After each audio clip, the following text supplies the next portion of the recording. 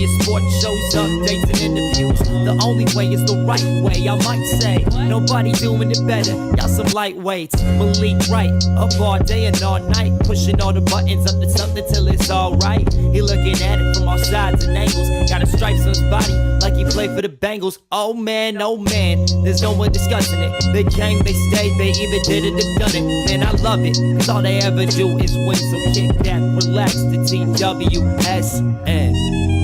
Shout out Young Swish.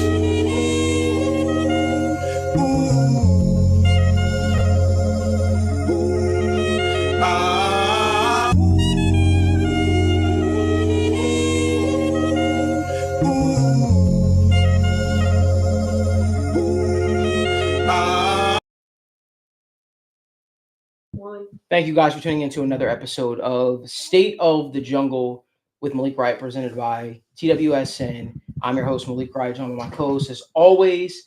We've got Daniel Alameda, we've got Logan Fulmer, we've got Evan McPhillips, we got Jimmy on the ones and twos, and we've got a jam-packed show. Before we jump into it, like we always do, make sure you guys do us a huge favor. Give this video a like, subscribe to the channel, and turn on post notifications so you guys never miss when we go live or when we upload content from the TWSN studios. Boys, this is my favorite time of year. Best time of year. It's my favorite time of year because it's when the boys get together and you know what? We do War Room. I like to think that we've sort of revolutionized draft content for Bengals fans. But honestly speaking, I like to, in saying that, I think this is impossible without them. So I appreciate y'all for tuning in and making, this Wednesday show a part of your routine. But it is our favorite time of the year. Yes, sir. It is War Room. It's when me and Evan go head to head and we disagree on our favorite prospects. It's when Logan throws a chair at Danny King. But it's when Logan puts his football knowledge to the test, right? Because nobody truly evaluates film quite like Logan Fulmer does year round. This is where Logan might find a linebacker that's going to get drafted in the 7th round out of the University of Washington.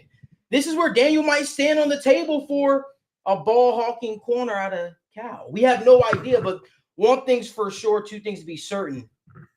This show, War Room, is always, always, always special. And boys, without further ado, I wanted to first and foremost ask you, are you guys excited for it? Daniel, are you excited for it? Man, I'm pumped up. We got ourselves the new little setup here. We got our big board up here. I'm excited, man. And it seems like people, in the chat, people on social media have been excited for this. And like I said, this is kind of the show and the room that everybody gets to put their GM caps on. And I'm excited just to honestly hear your guys' thoughts because we've been diving into the film and now's the time to kind of go out there and make our picks. So I'm ready, man. This is a special show for me, bro. Yeah. This is the first time we've done State of the Jungle War Room with the TWSN logo. Yeah. That's pretty sick. That's Feels pretty good, cool, man.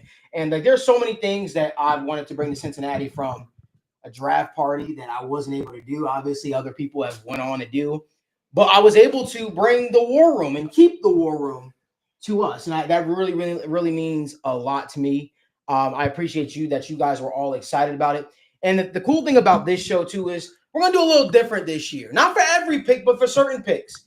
We're going to have you guys, join in on the discussion. I think we're going to have a little poll going, right, Jimmy? Yeah. So I'm pretty pumped up about this show. I'm pretty pumped up to talk about it. So without further ado, you ready, Dan? Oh, I'm ready, man. All right, ready. well, let's get up to the big I guess we should say the 2025 NFL draft is open, and your Cincinnati Bengals have the 17th overall pick. Now, while we get this kicked off here, I want to clarify right now. Are we going to be drafting with our thoughts in mind, or are we going to be drafting with Bengals thoughts in mind? Particularly when it comes to player specifics, when it comes to measurables. Everyone. I'm a semantics guy. I know you're a semantics guy. But listen, got to hammer it out. Every War Room episode is going to be different. Yeah. Okay. Let's leave the boring stuff for the last episode. If there's a guy that you want to stand on the table for, I promise I won't talk this much this year. I won't be so aggressive and overstep. I'm not the GM anymore. I got demoted. I got demoted because I made a pick in the 2nd round last year. Remember? Wide receiver Jermaine Burton out of Alabama. And everybody killed me for it. But it's okay. It's okay. I got demoted. I'm in my Howie Roseman era when he got demoted as the GM of the year. Yeah, that's back. You got to bounce back. I think that's also an important point to bring up with him and T'Vondre Sweat. Like, I don't know about you guys, but I'm until we get closer to the draft and we get stuff more hammered out. Right now, there's a lot of rumors flying around about like this or that, and I'm not going to drop guys 2 or 3 rounds because of just rumors right now. When we get more substantiated stuff closer to the draft, when the beast comes out, like all those things, like we'll get more concrete examples of like what's going on with medicals or anything else. But I'm not going to drop like James Pierce to pick 50 because, you know, someone said he's going to fall out of the first round and they don't see him going in the first anymore. Like, I just don't, I'm not buying that right now. So just putting that out there right now. All right. And if you guys want me to stop at any point, stop. Oh. So first pick, let's see. Travis Hunter. I don't like this already. Yeah. Already off the bat, this is a screwed up draft. It is. Mason Graham goes 3 to the Giants.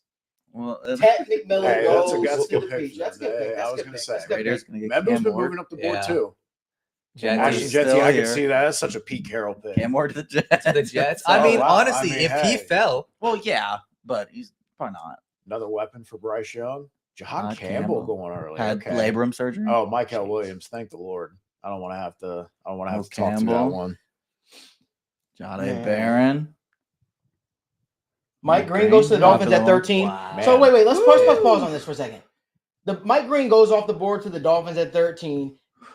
That's something that you could realistically see happening, but also that's a Bengals target, right? That's somebody that we're penciling in for the Cincinnati Bengals that we're like, you know what, man, that was a guy that we thought could make sense, that probably could be the pass rusher of the future for Cincinnati, albeit has off the field concerns, and the concerns are very real. How do we feel about that? Mike Green going off the board. That's one thing I want to do different this year. I want to kind of talk through some of these picks. I'll start off. I think for me, I don't want to say I'm a little relieved. I'm a little relieved. I like Mike Green. Don't get me wrong. I think the Mike Green love has probably gotten a little out of hand. Me and Daniel were on him very early in the cycle, and he's a very good football player. I don't want to act like he's not at all, because he has. The off the field issues are a real major thing. The on the field stuff is good, but when you're taking a smaller school guy at 13, it's just hard for me to justify that versus guys who played in the SEC that have ultimately the same production, no off the field issues, played against elite competition. I'd be happy with Mike Green at 17. Don't get me wrong, but I feel like there's safer bets than Mike Green. Yeah, I think Mike Green, I'm a huge fan of him. The question marks are, if he's at 17, are the Bengals going to change their ways about going after a smaller pass rusher as well as a guy who does have quote unquote character concerns? I think at this point, you're kind of looking at it and maybe you're happy that question mark you don't even have to answer. So for him to be one of the first edges off the board, I'd actually be kind of shocked if he went to the Dolphins, but I think that he has a talent where a team could realistically, take him this. I mean, the dude led the entire nation in sacks. So he's a guy where I wouldn't be shocked. All it takes is one team. And I wouldn't be shocked if a team says, hey, we watched the film, we talked to this guy, we're confident in the person he is. He's got all the tools to be a superstar. And I truly think when you turn on the tape, the dude can be a superstar, and he showed it at the college level. But yeah, I agree. That's the guy I was basically thinking about when I was asking, like, hey, outside of Bengals measurables, because he would definitely be outside of the norm for what they draft at the edge position, right? But yeah, very talented player, good against the run, good against the pass, but the level of competition concerns plus the off field definitely makes it a question. Let me just say this, brother. First of all, I was looking at this board. This is disgusting on the Falcons' part. Drafting Emeka Egbuka at 15 should be a war crime. But outside of that, I want to say thank you to the Arizona Cardinals. Thank you to the Arizona Cardinals. Clap it up. Thank you to the Arizona Cardinals. We appreciate you are the real MVP. I understand he has the measurables. He has but where's the production? This is a guy that has bust written all over it for me personally. I listen, at some point you got all the measurables you want, but at some point you need to actually show it on the football field. And I get it. He might turn out to be a great pro and I might be kicking myself, but that's a chance that I'm willing to take, because if I'm going to spend a first round pick on you, I want it to be as close as a short thing. But the fact of the matter is, guys, what we don't talk about, we're putting on the Bengals GM caps, right? Or the Bengals front office caps with the small scouting department. We can't afford to take a project player. We can't afford to. So seeing Shamar Stewart go off the board here, it makes me smile. Let the Cardinals get him. Let him get the guy that has the Myles Garrett build and the intangibles and all this stuff like that with the less than stellar Myles Garrett production. So I'm okay with that. So Cardinals, thank you, because who knows what might have happened if we got to 17 and he was still on the board. But boys, we are at 17. Yeah, we're at 17. And you know what? Usually this is where I talk a lot. Logan, I want you to make your case where you want. Daniel, make your case where you want. Evan. Yep. Okay. Yeah, all right, I'm gonna kick it off again. For me, it's a two-man race here, and it's still. I mean, I don't want to say it's not a race because I still think there's two people that should heavily be considered, but it's James Pierce Jr. and Malachi Starks for me. The conversation doesn't really even shift anywhere else to me at all. That's how high I am on both of these players. I just think in general, it's just got to be James Pierce Jr. Like, I don't think there's too much that tells you not to do that. James Pierce Jr. is an amazing passer. Yes, he's a little small. Yes, he's a little different, but the Bengals need a pass rusher. They need somebody who can specialize in getting to the quarterback, and that's what James Pierce Jr. has done his whole life.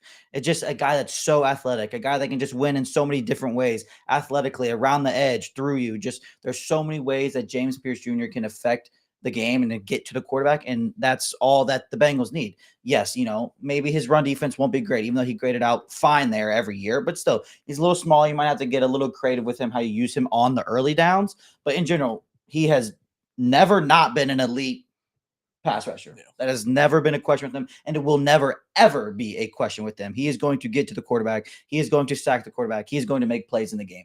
If you want to bring up, some of the issues with how he's going to play in the run game, maybe he's a little smaller, maybe the size and how he's going to fit with the Bengals directly, whatever. I don't care. He gets to the quarterback at honestly the best rate out of anybody outside of Abdul Carter, and it's just somebody I don't really think anybody can pass up on him.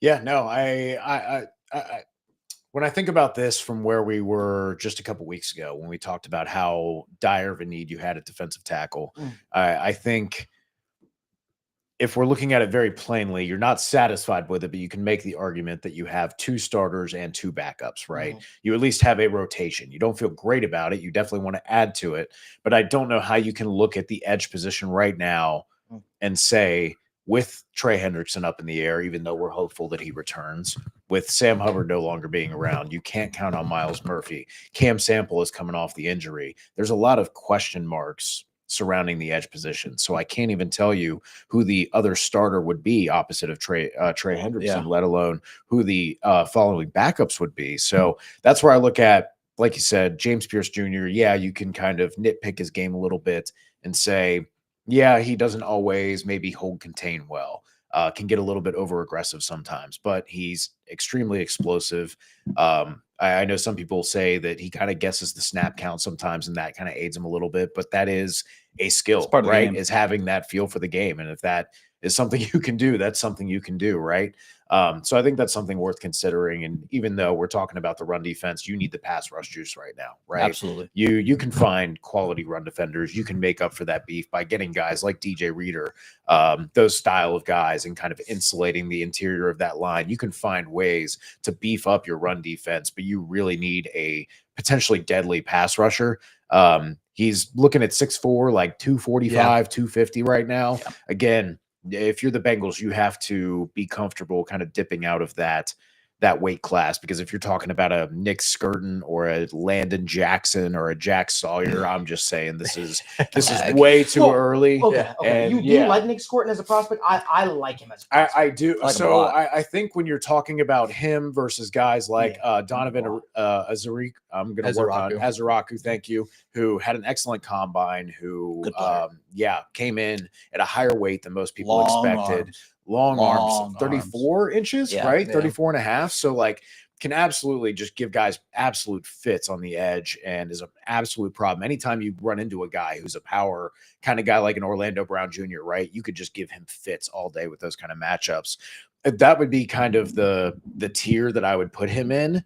I think he's a higher floor guy, Skirton is. I think I love the floor that he is right now, but I don't see, without the necessarily elite athletic traits, without the elite pass rush production, because he's lacking that production profile, lacking all of those things. I don't know how I can sit here and say that I would justify this early of a pick, unless you're just really chasing that floor. I see him as kind of being that like 6 sack, 8 sack guy, maybe at his best. And that's not to say he'd be a bad player, but he'd be a lot more kind of pressures and kind of solid. So, I think for me, and you make great points, I think how I kind of view this, I think Ezraku and Nick Skirton, for me, I think 17 is a little high for them. I think they're both in the same class. Personally, I can see both these guys being 12, 13 sack guys. And Skirton in particular, he transferred from Purdue and he looked like an absolute beast. And he spoke about this at the combine. He said, this year I played at 280. He weighed in at the combine at like 255. So and 4 inches shorter. If we like these two guys, I think that there's a clear discrepancy between these two and James Pierce Jr. And if we talk about something the Bengals should value, a pure get-off, a guy who can just get after the quarterback, a guy who, you mentioned it, it may seem like he's jumping the snap, but you look at all the great, speed rushers, it looks like that. You look at, whether it was Chop Robinson in last year's draft or time and time again, I think there's a clear level between these two. And my concern, if we don't go James Pierce Jr., is these guys are going to be off the board. Potentially Princely's going to be off the board, and we're having to rely on a Jack Sawyer. We're going to having to rely on a Jared Ivey. These guys who are good pass rushers, but they don't have the all-around straight-up production and pure player profile. So I think if you're talking about edge rushers, it really is James Pierce Jr., or you're going to have to wait. So the other guys, real quick, I guess, to get you guys' thoughts, it's a Walter Nolan conversation. I mean, right? that too, but I should have brought him up. I also think Kenneth Grant is a fair conversation here. I understand gravitating more to Nolan as kind of that gap shooter, that disruptor, a guy who's ascending and has shown, and absolutely more of that style of need. But I definitely think that those would be good options. I also want to say that, like, because of the bringing back of BJ Hill, because of the additions they've made, I don't love it, but it does make me feel more that edge is a dire need, and that puts James Pierce just a little bit ahead of Walter Nolan for me. And one last thing real quick, Malachi Starks is one that a lot of people are talking about. Love Starks. For me, when I see him, I saw a guy who I liked what he, brought to the table as a slot guy, as a nickel corner. I also liked what he, brought to the table as a deep safety. It's just weird this year, and I'm not trying to disrespect him. It doesn't seem like he flies around the field as a deep safety. That's what I saw. I saw a guy who was in the right place at the right time, and obviously his production this year in terms of interceptions wasn't there. I think he's a do-it-all safety. I think the dude can cover, man-to-man. He showed against Texas he could do it. I just think it's a little rich because when we talk about safeties, in my opinion, the guys who deserve to go this high are Kyle Hamilton's, are Minkah Fitzpatrick's, and he's a 5-star recruit. He's an athlete. I just didn't see the quote-unquote superstar that makes me say, hey, I need him over James Pierce Jr. So for me, as I look at it, I think it is really a James Pierce Jr. Conversation. So I appreciate everyone's feedback. I think we got a poll going, right, Jimmy? Yeah. We have a poll going right now. I want to give people's opinions on things. We can end it right there to see what people's overall thoughts were, Jimmy, on that. But I think I want to give my take on some things. Yeah. James Pierce Jr. is the overwhelming favorite here, 48%. Walter Nolan, 38%. Malachi Stark, 6%. Other at 6%. 49 votes. We appreciate everybody, our scouting team, for pitching in. The one thing I'll say here is, man, I do think we should look at what the two trades are, just to see briefly. I'm just curious because I think it's always important to listen. I did think Daniel made a good point too about the Colts safety, and Dolphins. because Colts, safety is one of those positions you can Yeah, find later not in the interested. draft. Colts and Dolphins are the two teams that were interested. I'm good. I'm good here. Yeah. I just wanted to see what the two trades were before we jump into it. Let me just talk about this really quickly. I think that when you get to the draft, especially this point in the process, it's easy to be like, you know what? Look at all the names that are here. Look at a Luther Bird and look at a Malachi Starks, because the season is long. And then the off seasons feels like it's even longer. So it's easy to sort of forget the issues that plagued us. It's easy to look at and say, hey, you know what? We signed Joseph Ossai back, and Joseph Ossai is going to build off of that 5.5 sack performance that he had the last 7 games. It's all easy to say that. But when we really, really look at it, what were the Bengals in on at the trade deadline? Pass rush help. What have the Bengals been literally hoping for, longing for after Trey Hendrickson? Pass rush help. If Trey Hendrickson goes down for the Cincinnati Bengals, what does the pass rush look like? That is the question that we have to ask ourselves. I do not mean to live in a feared reality, but it's a true reality we have to ask ourselves. Have a plan. Now, I'm not going to sit up here and say, there are parts of James Pierce Jr. game that doesn't scare me. There are. The hands need work. The playing work needs work. Can he play as an every down lineman with his hands in the dirt at the NFL level? Can he do those things? These are questions that you have to ask yourself. Yes. But when we talk about the production, when we talk about the upside, it is hard for me to sit here and deny what James Pierce Jr. would bring to a football team. For me, when you look at it, I think coming out of his class, I don't know if we would say Trey Hendrickson would fit in the AFC North, but look what he did. Look what he's been doing. 17.5 sacks back-to-back. And when I look at it and I'm evaluating who are the pass rushers that are available that will allow Trey to even get more sacks, well, guess what? I think James Pierce Jr. has the ability to be very good. We can work on the weight.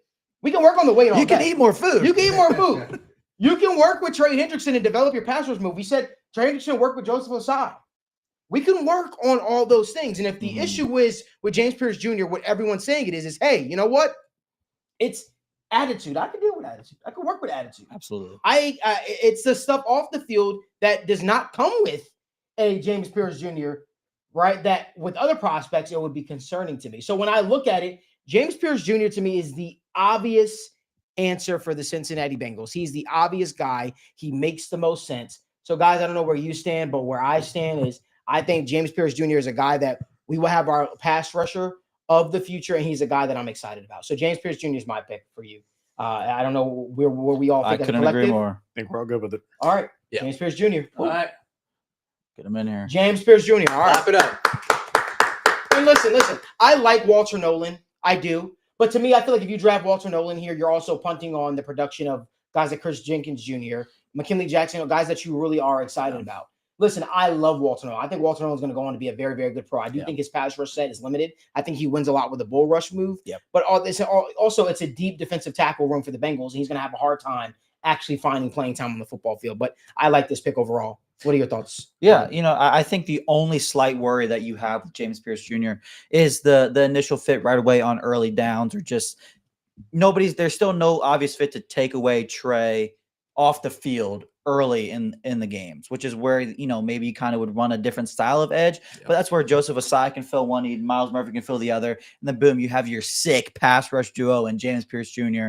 and Trey Hendrickson. You can move Murphy around, you can move Ossai around, and you can get really creative when you're doing it that way. Yes, I get, maybe there's some slight area confusion with Pierce and how directly he's going to impact the game, but he can get to the quarterback, and frankly, that's all I care about.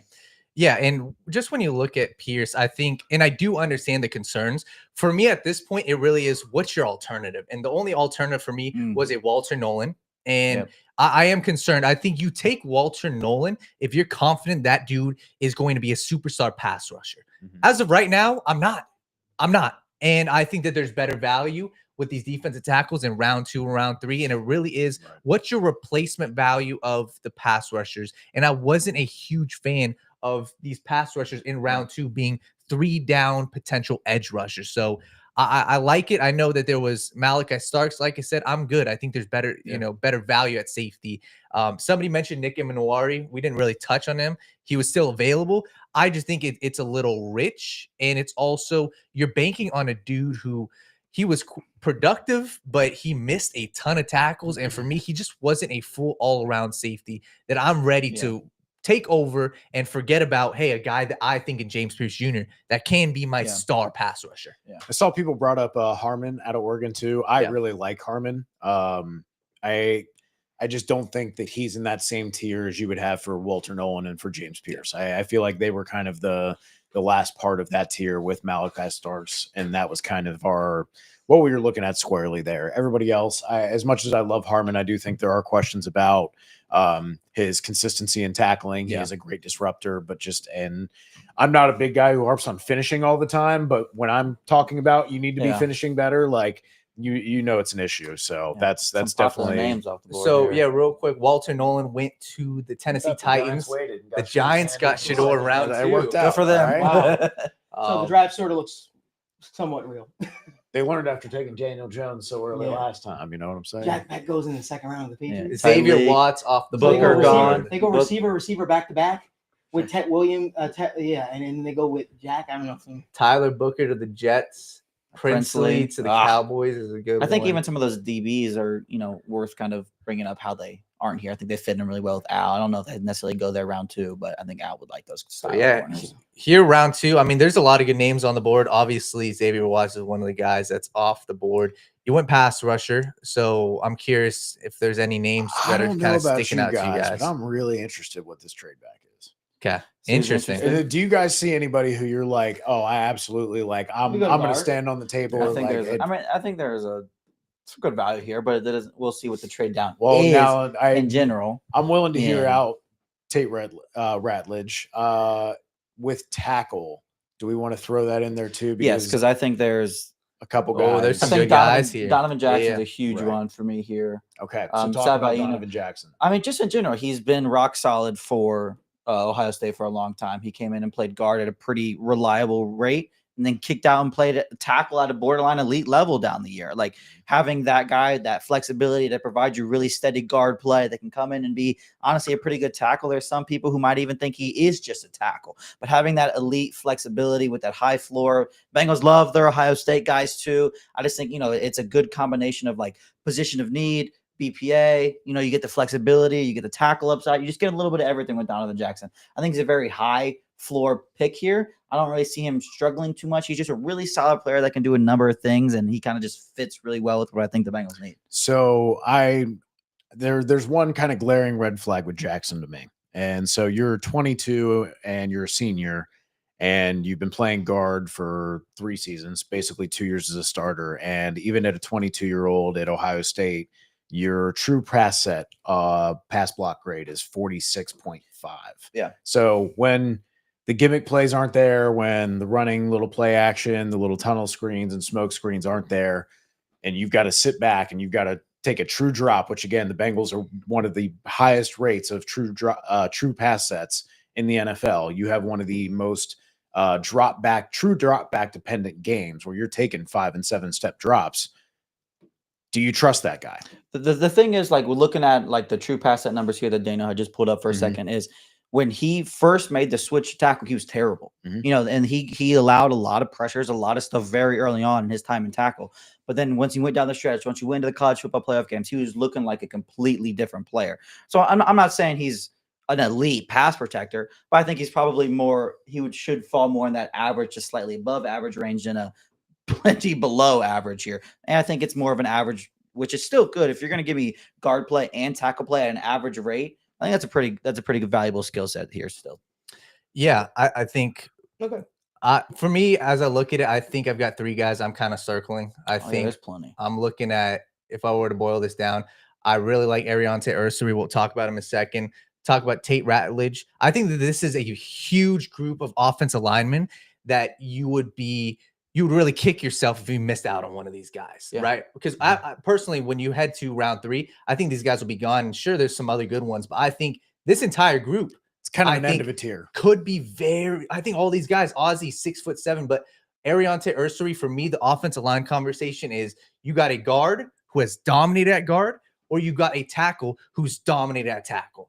And I think that Ariante could be one of the best offensive tackles in this class. The only question is, does he fit the Bengals? Because he's only played left tackle in his entire career. Yeah, I don't know. And you'd probably be asking him to kick in right away. Only 2 snaps at left guard. Yeah. So that's the question is, am I willing to pass on a guy who I believe could be the next offensive tackle, maybe after an Orlando Brown, or am I going to go to Tate Ratledge? But these are the 2 guys I'm kind of circling when it comes to offensive line. Well, us being the TWSN scouting department here, and the Bengals have outsourced us to sort of help them make the pick at the draft, right? And you have guys who want different things. Here's my thing, guys, and maybe we should have talked about this before we started the mock draft. For me, it's keep it simple, stupid.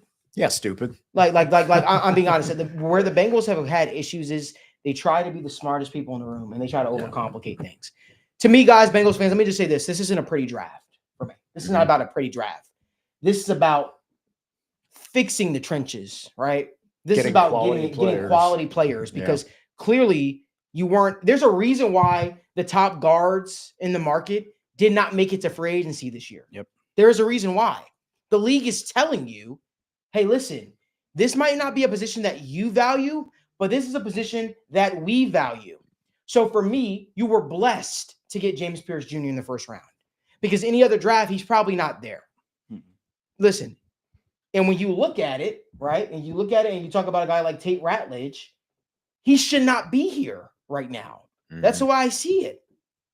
And I agree with Chuck 2624. He says Jonah Savaina. I think he deserves I like a little Jonah bit a more lot as love. well. I do believe he deserves more love. But I also think there's one thing that's pulling me more and more closer to a Tate Ratledge here, guys. It's the fact that he played alongside the Bengals starting right tackle in Amarius Mims. And right now you have a gaping hole at the right guard spot. And he played right guard all 3 seasons. Right guard all 3 seasons. He did it at a great production. They met with him at the combine. To me, Tate Ratledge should be the pick here. Listen, we could play the trade back game, but you're playing a very dangerous game. Because guess what? I'm willing to bet a few picks from now he's not here. There's also a reason why I'm not really considering Benjamin Morrison here. Hear me out. And it's because of that hip injury. I think that the Bengals are at a spot where they need to get as close to surefire production from their draft picks. And I really believe that Tate Ratledge secures them for at least the next 4 seasons at guard. But you have to also draft them in mind that, hey, we're willing to shell out the money for that guy. Maybe the price tag comes down on a guy like that if you extend them earlier on in the process so you don't get to that final year. And then it does cost you a boatload of money. The cap is going up. But to me, I don't think that this should be over complicated. To me, you know where you have a clear need is. It might not be sexy, but the goal is to keep Joe Burrow upright. That should be the goal for this football team. And I think that in years past, if Wyatt Millam is another guy that is very excited prospect. I just think that the fact that Tate Ratledge played at bigger school, he played against at guard, he played against the elite production on the correct side of the line. 100%. It's all those things that make me more excited about him. So I'm not going to overrule. I'm not going to make the pick for us, guys. Jimmy, what is the poll saying? What are people saying regarding it? So people are saying right now, we just had it kind of going 7. Everybody kind of saying Tate Ratledge right now. Yeah. We got 34 votes in. Man, he's the most consistent of the guys who's going to be a pass blocker. Yes. And again, we talked about how important that is. He plays the position naturally. He's got 3 seasons starting there. The biggest red flag is that he's not a dynamic athlete and he's on the older side. I don't care that he's on the older side. I need him to be consistent and good. I don't care if he's 21 or 24. Right. That's not important to me right now. I don't care if he's going to be good for 10 years. I need someone who's going to hit and be good for 3 or 4 years. We'll worry about the rest down the road. I don't need my offensive guard to test like a freak. You don't need to be an athlete because the Bengals aren't pulling guards like crazy, right? And there's some people, and I understand, and once again, we appreciate everybody tuning in. For the people that say Tate Ratledge's film isn't impressive, I must have seen something different. I saw a guy who, yes, he had some faults. I've seen that dude. He's 6'6", and you can see his pure size on the film, right? It's a guy that he's rarely, I believe, in the wrong position. Maybe it doesn't look like he's mauling guys all the time. That doesn't matter. It's about not getting the quarterback hit. And when I looked at it and I compared, and I'm looking at their other guard, Fairchild, I thought they were 2 completely different levels of guys. So I thought that Tate Ratledge is a guy I personally believe deserves to be in this late round 2, mid to late round 2, round 3 conversation. And the number one thing for me is he checks the box of 6'6", the size that they like. The Cincinnati Bengals, they want the biggest guys at the offensive line position. So I wouldn't be opposed. I'll repeat it again. This is not supposed to be a sexy draft. This is a draft to fix the Bengals, to get them back in the postseason contention. You want your quarterback, who was the most hit quarterback in the National Football League, to keep getting hit. Guess what? He might have led the league in passing yards this year. He might have led the league in passing touchdowns this year. But is that sustainable? Is that sustainable with guys like Cody Ford blocking for him? Is it? We talk about how the Bengals need to grab guard. Well, guess what? Go out there and draft your own. Draft a guy who's got over 800 pass block snaps in the last 2 years and only 1 sack allowed. Yeah. That's easy. It's easy. It makes, like, to me, this I understand there are a lot of tempting picks. JT still being on the board as a pass rush guy that I love, right? That perks my ears up. I'm like, double down. I'm cool with that. But guess what? No. This isn't about, I have to tell myself, keep it simple, stupid. Yeah. Again, you got a guy like Tate Ratledge on the board who's probably going to be a long-term starter in Cincinnati for about 8 years. If you choose to start him there, it makes no sense to overcomplicate this. This is my thoughts. Whatever you guys decide, I'll be on board for. But I'm telling you, I'm putting my hand down on the table right now. Tate Ratledge should be the pick. Yeah, is there any other names? You guys want, Logan, any name you want to throw out real quick? I mean, not necessarily if we're going on the offensive line. I mean, I love Josiah Stewart. Again, I think the running backs are interesting. We're not but really again, doubling down on a pure pass rusher. Again, like Evan said, the running backs are pretty interesting. Way too early for me. I mean, in general, there's still some offensive linemen I like probably a little more than Ratledge. It give you a little more upside. But Stand on that table. Stand on that table.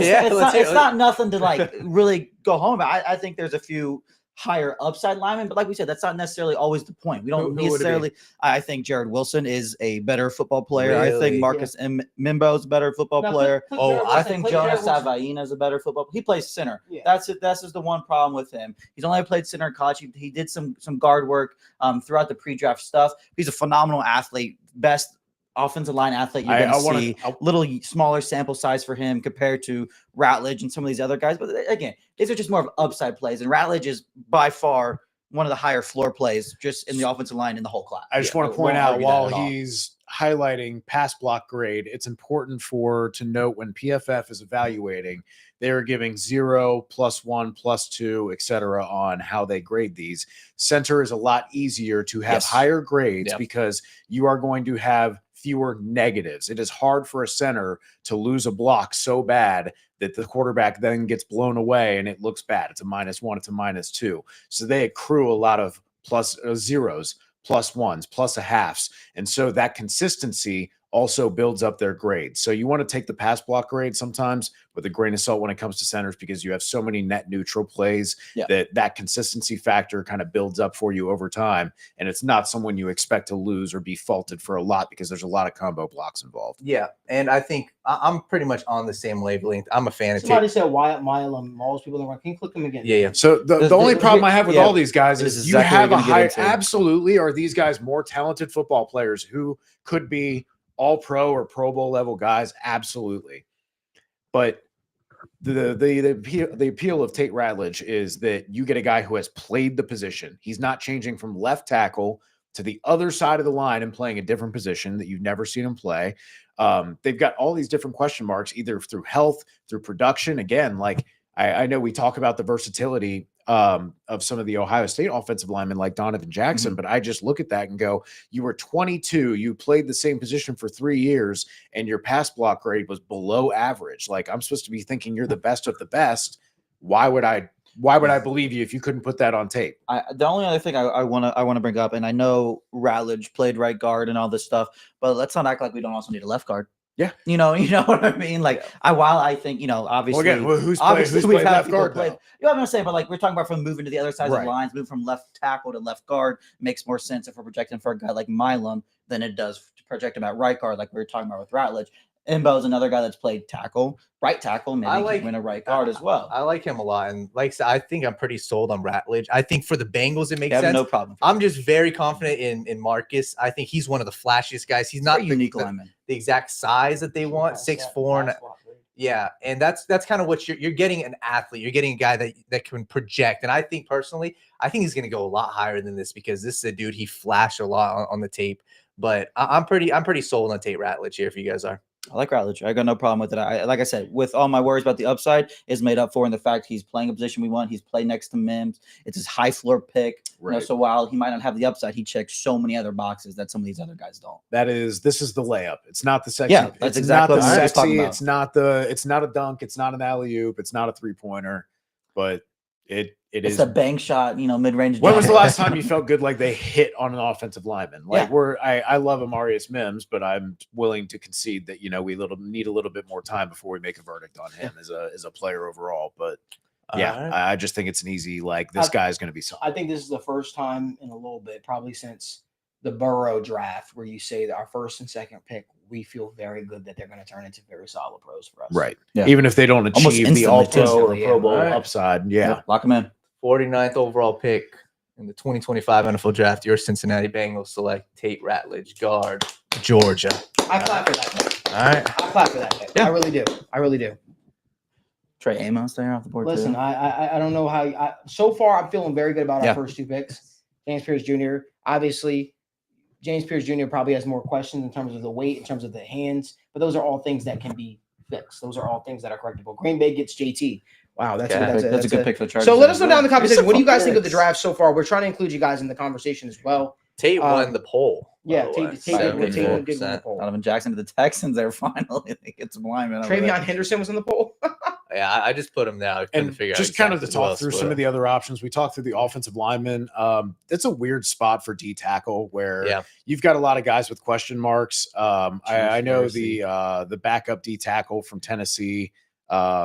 Norman Marr. Yeah, so he's only played like 250 snaps in each of the last 3 seasons. but he gets like 10. Right, and he killed when he's on the field. Like he's like the question mark of Trey Hendrickson to the Is there any extreme. guys? Like, Sorry, is there any guys you put us guys are off. thinking that would entertain a trade up here, or are we just Trading up's real difficult for us. I'm not Yeah. going to say you got a it's low number of impossible. picks already. I'd be And I don't looking know more how to interested I am trade in back giving than up trade. I'll be up. real with you. picks. There's a guy I'm about to stand on the table for in the 3rd round if Okay. he's here. I wonder. Well, who- hold on. Do you want to? No. You want to It's just not- let it's it not- go? It's not at that point to where I I wonder feel like I'm going to who play I the think Bengals it game. is. Again, the Bengals Mhm. loved Logan Wilson coming Yeah. out, and you know how the Bengals go, man. They might love a guy, but Just like I think this is the biggest opportunity. I think you got to kind of play the board the way it falls to you. But I Yeah. think here you're going to have a lot of interesting options at linebacker, safety, Yes. defensive tackle, I'm going to corner. ask one thing. Can I go first? Yeah, for this, yeah. guys? I'll Just wanna allow it. You'll allow it. I just want to stand on the table for a Chris guy. Paul Jr. Poopo. I'm happy man. he's Oh, gone. baby. Terrence Ferguson. That Love me that some would have been. Terrence I Ferguson. would have been. All right. sold Kevin on Winston. All right. off the Kevin board. Wint. See, I look, already these know. linemen are still on the I know board. exactly These where he's linemen going. are still on the board. Let Do me it. just say something Do really it. quick. Yeah. There's a guy. Here's a guy, right? At the free safety position. I'm sorry, Jimmy's ears. Andrew Exactly. Makuba. Yeah. You talk about a guy that I think has some of the best ball skills in this Mhm. draft class. It's him. 10 times over. And I understand the Bengals didn't show a lot of interest in him. I get all of that. Trust me. However, we can't ignore the production of him. This draft is about, listen, it's not going to be the most sexiest pick. It's about getting this thing corrected. You've got my man Geno Stone, who's going to be a free agent after this year. You do not know what that's going to look like. So you're almost staring at a situation again where you don't know if who your safeties of the future are. Now, in the 2nd round, I could have been sold on Xavier Watts if he was still there, but he's Mhm. not. Andrew, to me, for whatever reason, isn't getting a lot of love, but this is a guy that showed up. He flashed on tape. Listen, his ball skills are second to none. The Bengals need a long-term guy locked in at safety to pair up with Jordan Battle. To me, there's a lot of other guys on the board, but I just want to stay right now. Andrew Makuba is a guy that I really, really love in the spot. Yeah, I think with Makuba in general, just straight off talent wise, he's a top 50 player for me. Yeah. We're here at pick 81. He's a 93rd ranked player, should be much higher in my opinion. But when you look at the pure fit with Al Golden, I think that's where you get excited because Al loves this man coverage. Obviously, we'll see how it plays out in the NFL, but he loves the man coverage. He loves these single high safeties. He loves doing these things where he really, really, really trusts his secondary to win athletically, to win just man on man. And they're going to have somebody back there to cover up your mistakes. Andrew Makuba is a phenomenal athlete. He's a guy that can cover an insane amount of ground. And he's just a guy that makes so much sense with how Al Golden is going to run his defense. I fully expect the Bengals to target somebody in the secondary relatively in these first 3 rounds in the draft because I think Al Golden is going to want people that really fit what he is trying to do. And the couple areas where we don't really have that, the fits are in the secondary. So I could see Al easily wanting to pound the table for a guy like Makuba or Watts or even, Morrison to some degree, if that's the direction he goes, but just these guys that, he can trust to play man. He can trust to cover ground. He can just trust to make plays. I love Makuba here. Absolutely love it. I will be honest with you though, guys, and I want to get your opinion. It's tough because I didn't expect Jordan Savaina to still be here. I didn't expect him to still be sitting here. And to me, I didn't expect Wyatt Millen to be sitting here because listen, guys, we can talk much about how we love our tackles and we do love our tackles. But Orlando Brown is getting older. Mm-hmm. Orlando Brown is getting older. The knee is a little bit of issue. The Bengals do need to grab a swing tackle. But I don't also want to push that guy out the door because he's coming off one of his best years before he hurt the knee. Yeah.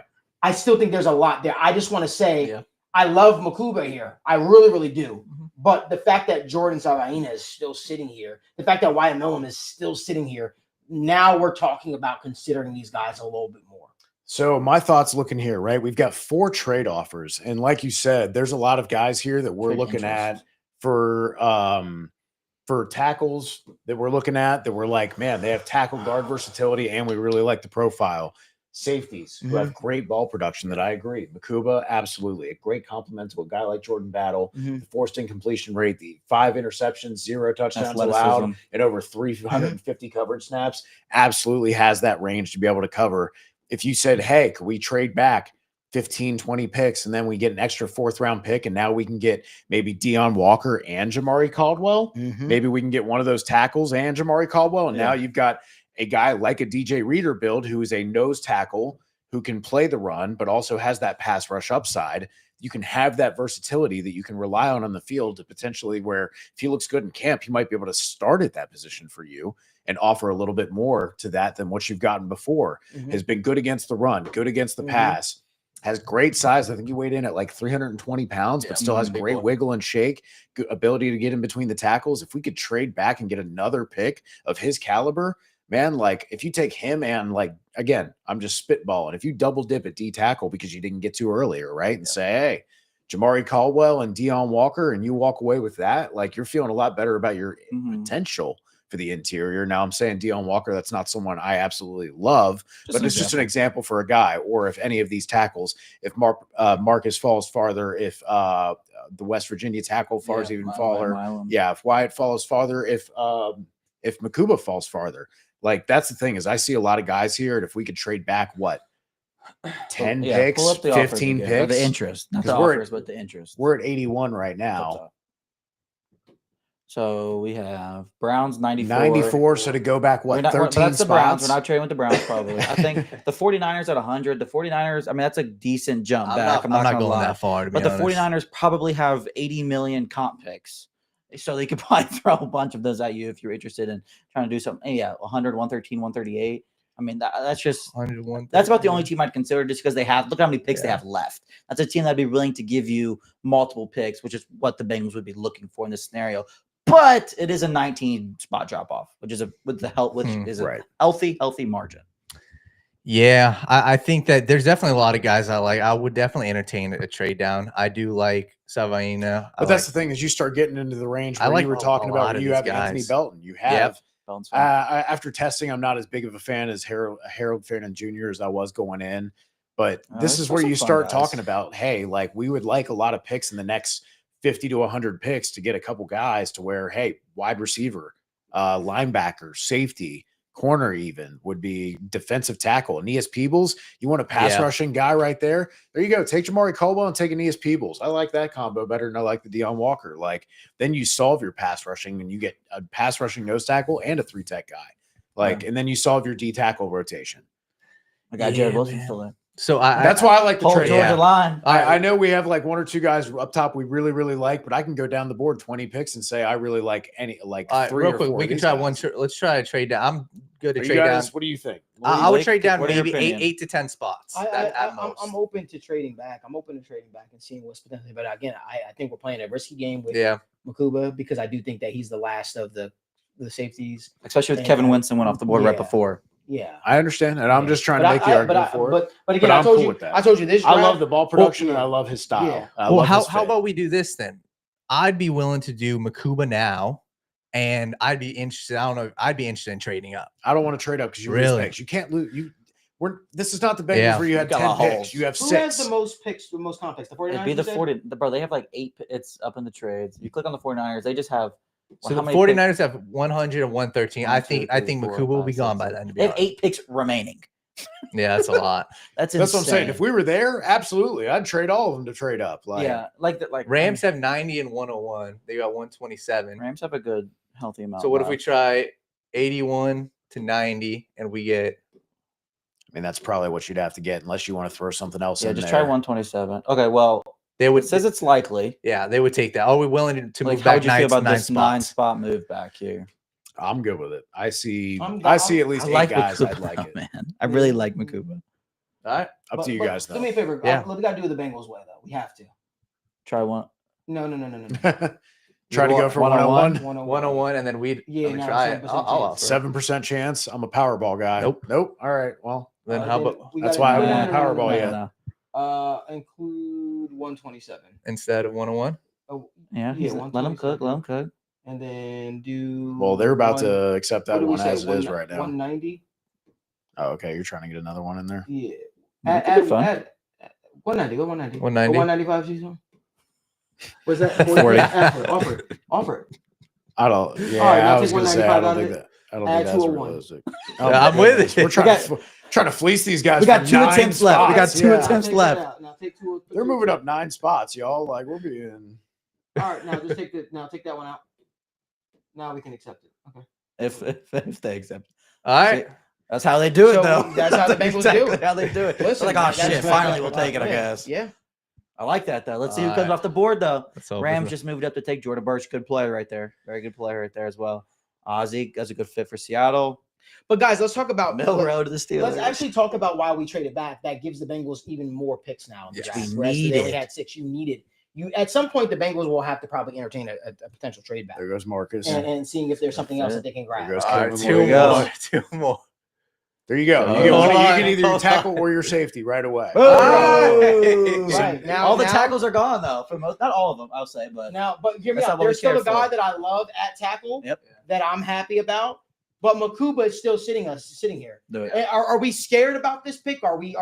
Are we? Anybody have any reservations? Nope, keep No. it So solid. I I think- think the only Yeah. just to draw to his negative, it's tackling. Yeah. You got a 14% missed tackle rate, but you're not bringing him to do that, right? Yeah. You're letting him be that post safety, that deep safety. You're letting him use his rangy Mm-hmm. coverage skills and try and get interceptions. And you're willing to miss that tackle that gets an extra 5, 10, 15 yards for the sake of getting an interception that changes the game.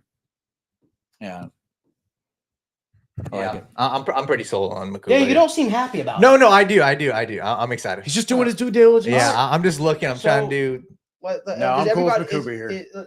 We all go Makuba Yes. here? Yep. All right, let's do it. And we All right, added more perfect. picks with So it. we added more picks here. That's awesome. I think that was a winning trade. We All got right, the guy we absolutely. wanted. We and got the we guy got we wanted and we We got picks, we got- we Let's were able do to it. trade back. I think this is a That's this is a good awesome. spot. This is a good spot, Yeah, that was phenomenal. right? And we'll be picking up here again shortly. And what? 19, 119. 19. Yeah, we got a little bit still. Yeah. But But still. in my head, I'm excited about that. I again, these first. Deion Walker, that is a nightmare pick. Chris Jones and Deion Walker both I'm, back. They got I'm not, Heresy, as, I'm too, not as scared earlier. of Deion Walker as you are. The only thing. Upside's there, but What I'm a fan of Deion Walker is truly the fact that he's giving you something that the Bengals don't have. They don't have a 6'7" defensive tackle. I mean, and yeah, that's but a the fact. problem is he doesn't That's use a it dark functionally. range. I It's agree. ornamental because when I he was agree. at the Senior Bowl, he's getting pushed around by guys who are 70 pounds I less than agree. him. So it's great that you're giant, but if you can't get your pad level down, you Totally. can't win the leverage battle, That's a good and picture. you're not strong enough to beat Yeah. guys who are 70 pounds lighter than you. What the hell does it matter how big you I are? totally agree, and that's where I think with him, you're taking. And you got a bad back. people's off Yes. the board. Oh my man, heart. I'm a Did fan of him. Jamari No, I Caldwell don't go think off so too? yet. David Walker's a good player. Oh my God, if he goes off before we pick, then I'm really going to Jared cry. Wilson. Oh, but Jarrett Wilson was a guy I Good was looking player. at too, Good man. player. Yeah, man. God, Man, coming up. I love I'm having a worried pick. about the I love having a Cardinals, pick and in this I'm worried range. about the Dolphins. If we can make it There's through something there. you're eyeing CJ on? West There's is something you good got your player. eye I on? wanted Jamari Caldwell. Okay. Well, here we go. Yeah, we got some more Assuming picks. the- Gunnar assuming Helm the- goes That's to the such a Colts. Colts That pick. is a Colts That's pick. such a Colts For pick. the shoe. Torrey Horton's a good Feed the player too. Colts. All right, here we are. All right. You know, I was asked by It's a someone. fun range. I was asked by somebody, Malik, is there anybody that you look at in this draft, right, that you absolutely love that is your Carrington Valentine? Someone asked me that. It's not, actually. It should be. I'll tell you who it is. It's the leader in interceptions. Oh yeah. It's Noah Williams for me. Mhm. I'm not saying we should pick him here, but someone asked me, who do you absolutely love? Who do you think is going to be an absolute stud? It is Noah Williams. His ball skills are undeniable. He also has return ability. He's bigger, but he reminds me of Pac-Man Jones when you watch him. His instincts are second to none. I think the guy's going to wind up being a very, very good pro. Yeah, I like Noah Williams here. I'm not saying the Bengals should draft him here. I'm just saying he is a guy that I really, really love. And if when draft day comes, admittedly, Daniel put me on him. One of Daniel's close friends. He put me on him. And when you turn on the tape, it's just undeniable. For me, it makes a lot of sense.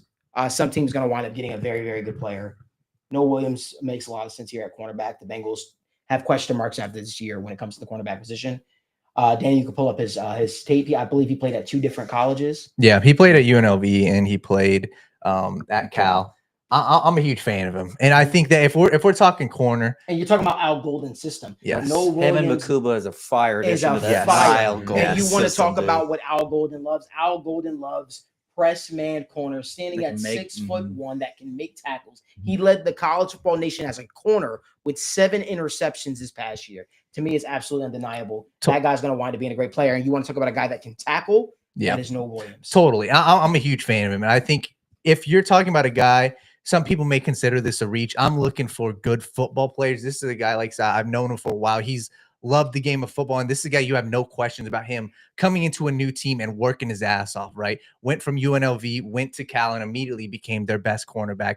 And this is a guy who's prototypical size, 6 foot, physical. And we're talking about a guy, I have no qualms. I guarantee this dude steps right in and he will have battles against George Pickens. He will have battles against DK Metcalf. People talk about some of the best receivers in this year's draft class. You know, a guy from Stanford, Alec Iomaner. Noel Williams at 6'1" absolutely dogged him in the run game. You look at last year, Rome Odunze, you know, they played up against Washington. Absolutely dogged him in the run game. I want a guy who's physical. I want a guy who can tackle, and I want a guy who just knows how to find the ball in the air, and that's Noel Williams. So he's a guy that also Al Golden is not going to have any problem leaving on an island, because in Al Golden's system, all these corners are going to be required to do a lot. And right now, you have to ask yourself, the Bengals corners struggled a lot in these one-on-one situations, albeit they were playing a zone type coverage. But when you talk about a guy like Noel Williams, who can really apply pressure on opposing wide receivers and opposing quarterbacks with his ball hawking ability, man, I think he's a special player, and he can play zone too. yes, I want to point out too, because I was advocating for defensive tackle for Jamari Caldwell, who has been great against the run, been great against the pass. But I want to say to your point, and why I won't fight you on Noel Williams, is because as much as we feel like there's a logjam at corner right now, we need to be real with ourselves and look a little bit into the future. And on top of it never being enough as it is, as I advocate for all the time, I've been saying for years, every year they need to draft corner higher. They need to sign veteran corners. You just got rid of Mike Hilton. And guess what? After this season, Cam Taylor-Britt's gone and Dax Hill is gone. Now you can bring them back, but that's two corners that you got to replace. 3 if you include Mike Hilton, because you haven't done it yet. And then DJ Turner has 1 year left on his deal after that too. So in the next 2 years, you're about to turn over your entire cornerback room. So unless you do something to try and address that right now, and as much as I want to believe in Fig Newton, in DJ Ivey, I'm not putting all my eggs in the basket of a 5th and 7th round pick coming off a serious injury. So I do like the idea of adding a corner who has a lot of that ball winning man press defense upside there where you can get the most of him. Yeah, man. I think that I'm a huge fan of Noel. Oh, your guy Caldwell is still here. I think if we're looking at defensive tackles, I'm a huge fan of Neas Peebles. He's gone. And for the people we hear you talking about defensive tackles, there's a guy I'm a huge fan of, and I know Logan is too. JJ, I'm gonna butcher his name, Piggies. Guys. This dude is one of the most athletic. That's I guarantee. Search it. It's I guarantee. Search it up. It's Peggies. Okay, I guarantee. Piggies. Same thing. One of the best names in the draft, and this is a dude.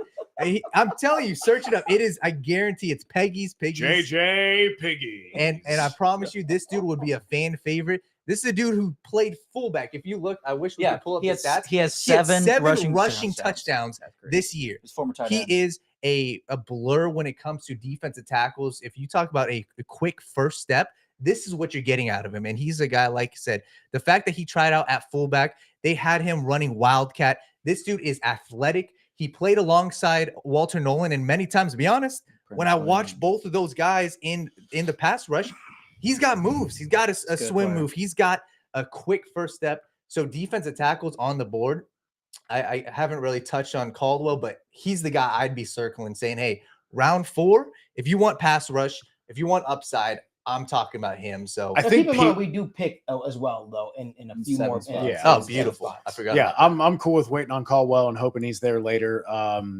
To your point, I want to say that I think Peoples is probably the last like proven pass rush D tackle that you feel good about. Everybody else has that upside, but I feel like Peoples is that defined kind of drop off point of like, if you don't get him, like you don't necessarily have to get this one individual guy. There's arguments to be made for a lot of different guys at this point. Yeah, I want to add just about JJ again because that's kind of where we're going between here. Man, nobody backing me on Jamari. All right. Okay, I'll talk about Jamari first. The first thing, like he's just super solid again. But I'm struggling to see where he gets in immediately. If the slat move wasn't made, I could say there's a clear path for him in that role. But that's a 1-year deal, right? 2-year deal, but not that it's a 1-year deal. But not that it should stop you. But at the end, like it's like Malik. It's just not a super sexy pick, which is fine. It's not. There's nothing wrong with But that. if you want a guy like a DJ Yeah. Reader like who's a nose tackle with pass rush ability, yeah.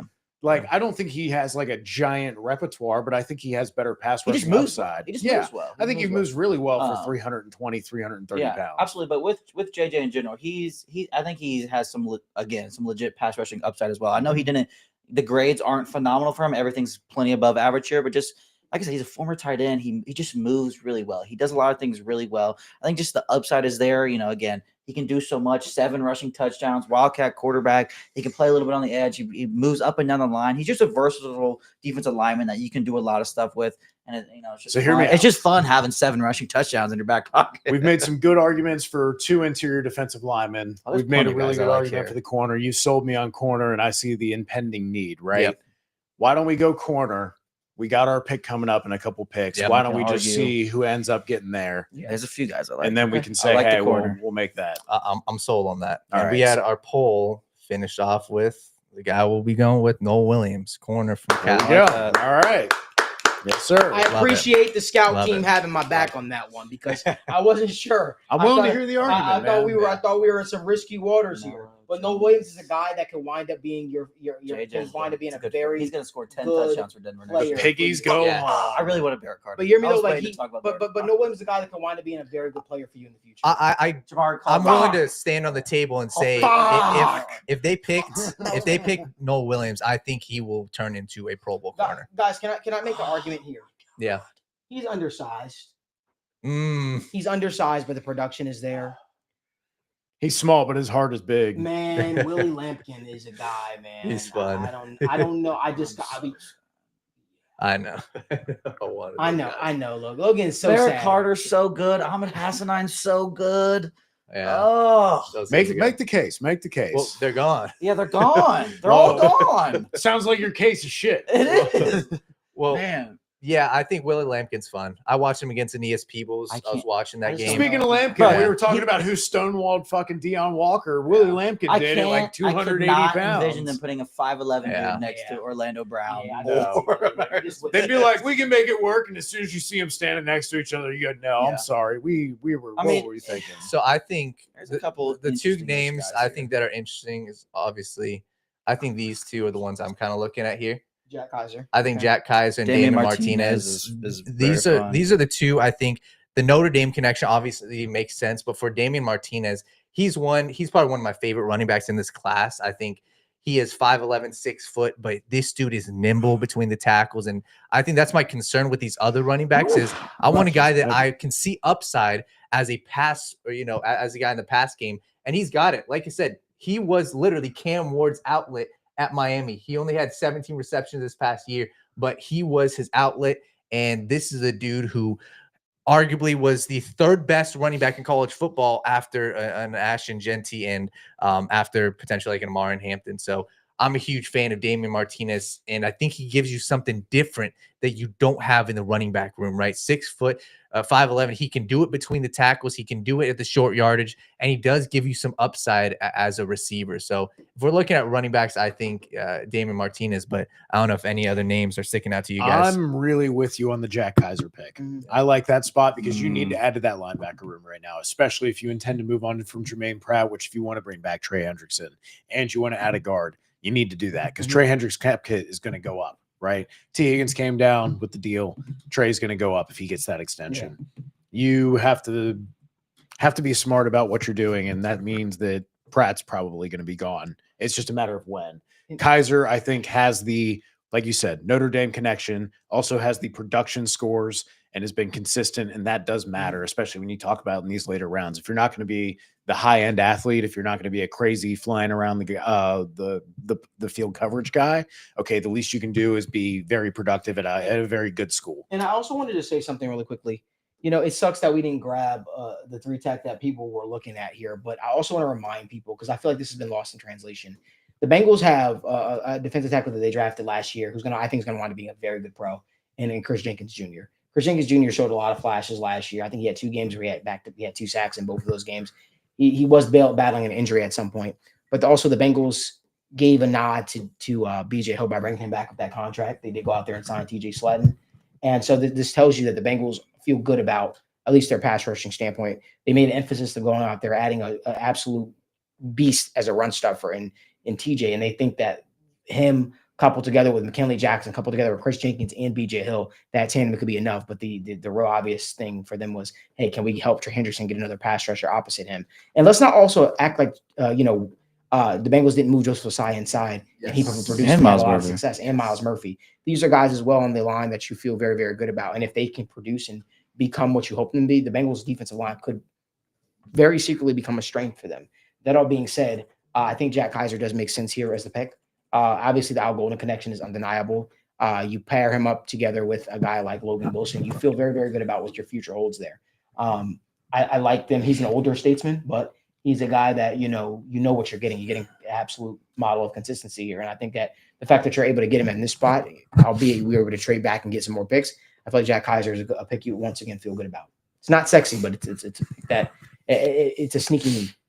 Totally. And I think when I watched this film, to be honest, it was something that he was just he plugs the holes in the run game, and he's a guy that isn't the most overly athletic, isn't the guy that has crazy sideline to sideline speed, but I definitely liked him, and I thought that he was the captain, of their defense. And that's kind of the concern when you look at some of these other linebackers. Like, obviously, you look at the round 1 guys, whether it's a Walker or whether it's, even a Campbell, both are guys that didn't wear the green dot, right? And you're asking them if they were to come in right away, obviously they could play off ball, but that's somebody I think that's valuable. And I think the fact that he was a 5-year player at Notre Dame, maybe for sure 4, that's valuable at the NFL level. You don't just need high athletic guys. And I think that the first, at least James Pierce Jr., super athletic. So Jack Kaiser is really the guy that I'm looking at as well. The rest of these guys, I don't know if there's any other names that stick out.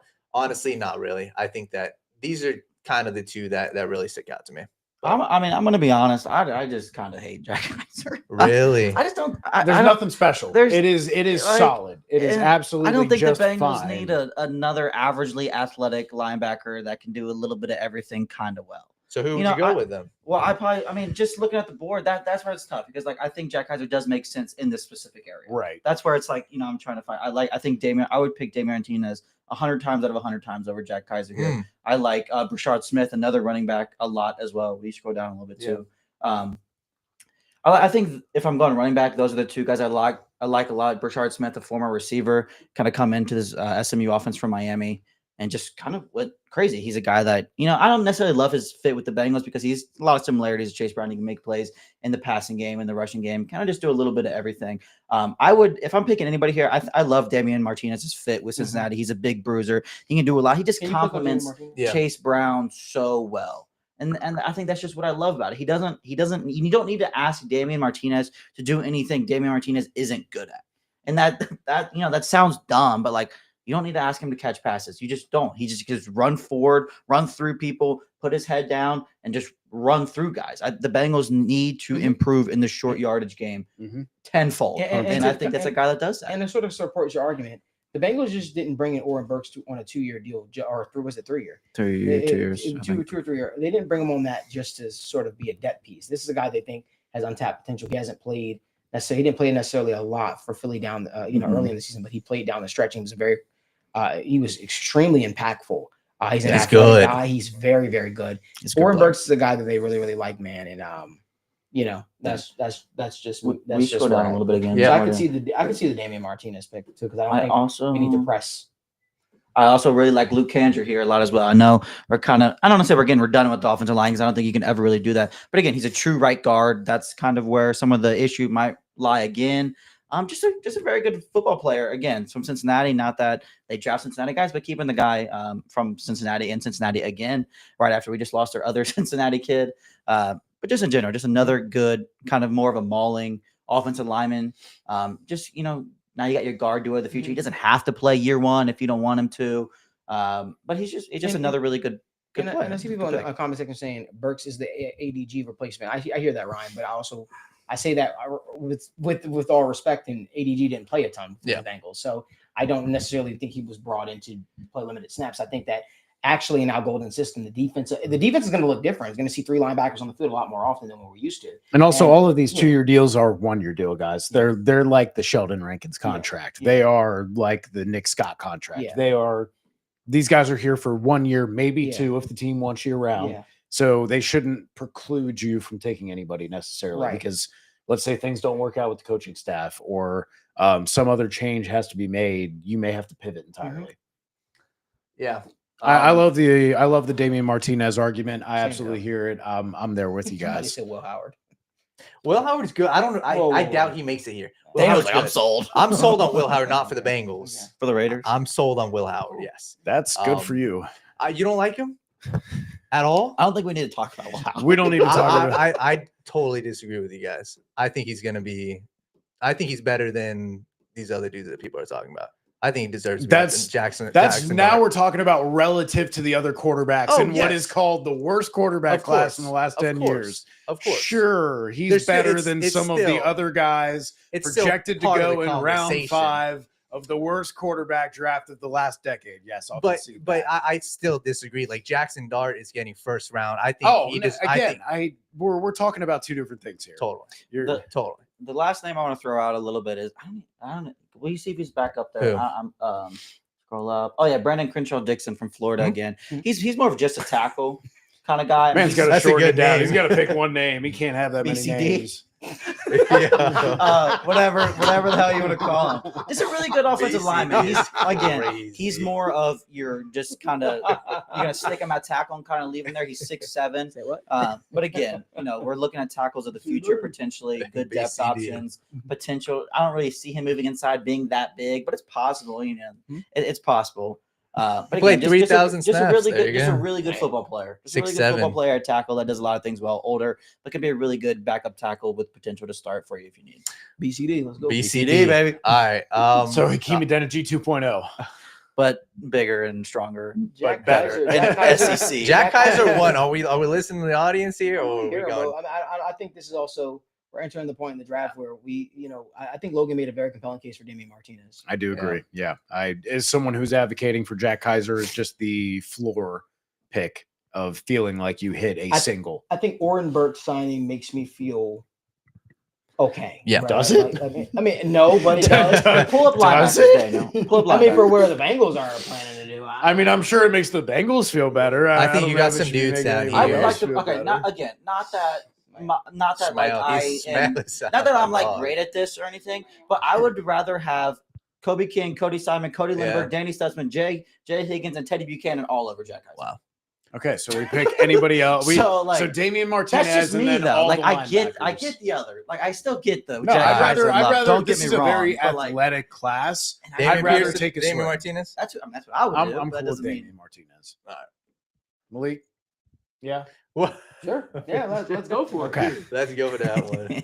We're gonna upset some folks, but I think Logan made a good. I think you made a good case, and I definitely hear you. And this late in the draft, it'd be nice to hit a single, but I do like the idea of taking that upside of a guy like a Jordan Evans was, where hey, we're in the 5th and 6th rounds. Let's take an upside linebacker. A lot of athletic guys that you can get later in this draft. Goes to the Bills. Oh, that's a good pick for them. It's gonna be short. Listen. Short Kings, we up. BCD goes to the Dolphins. BCD goes to Rashard Smith to the Ravens. And Dylan Gabriel to the Seahawks. Oh my God, that's such that actually. Yeah. Will Howard to the Niners. There you go. Okay. Yeah, put the training wheels on him. Jack Kaiser goes to Panthers. That's a very Panthers pick. That is a very Panthers pick. Man.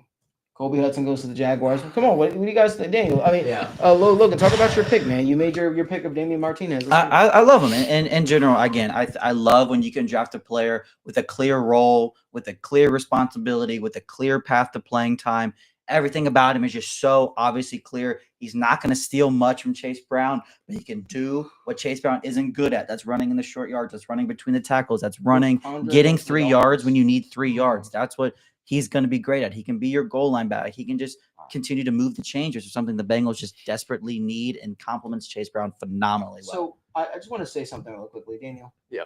There, at some point, the Bengals need to get a swing tackle. It's a spot for them that's sore, spot where they need a guy. Could we wait for this guy? Sure, maybe. But we don't pick again for a while. Let me just make the case for Holland Pierce. Holland Pierce, 6'8", 340 plus. Ryan Sparks, him and I agree, and he says, Holland Pierce, or are we all unsubscribe? Holland Pierce is that guy. Is that good? He walked on at Rutgers 400 plus pounds, got himself in shape, and wind up being one of their better linemen they've had come out of Rutgers. One of their best, to be quite honest with you. He provides the swing tackle upside. Can you click him, please? Yeah. He's a guy, and Holland Pierce is a guy that is your prototypical left tackle. So when that time comes to make a decision regarding Orlando Brown, you know you have another guy. You look at his run blocking grade, 83.5. His true pass set blocking grade was a 77. Holland Pierce is a mammoth of a guy to get around. He is going to maul people. And I was talking to my guy Trevor at PFF, and he said, you know what?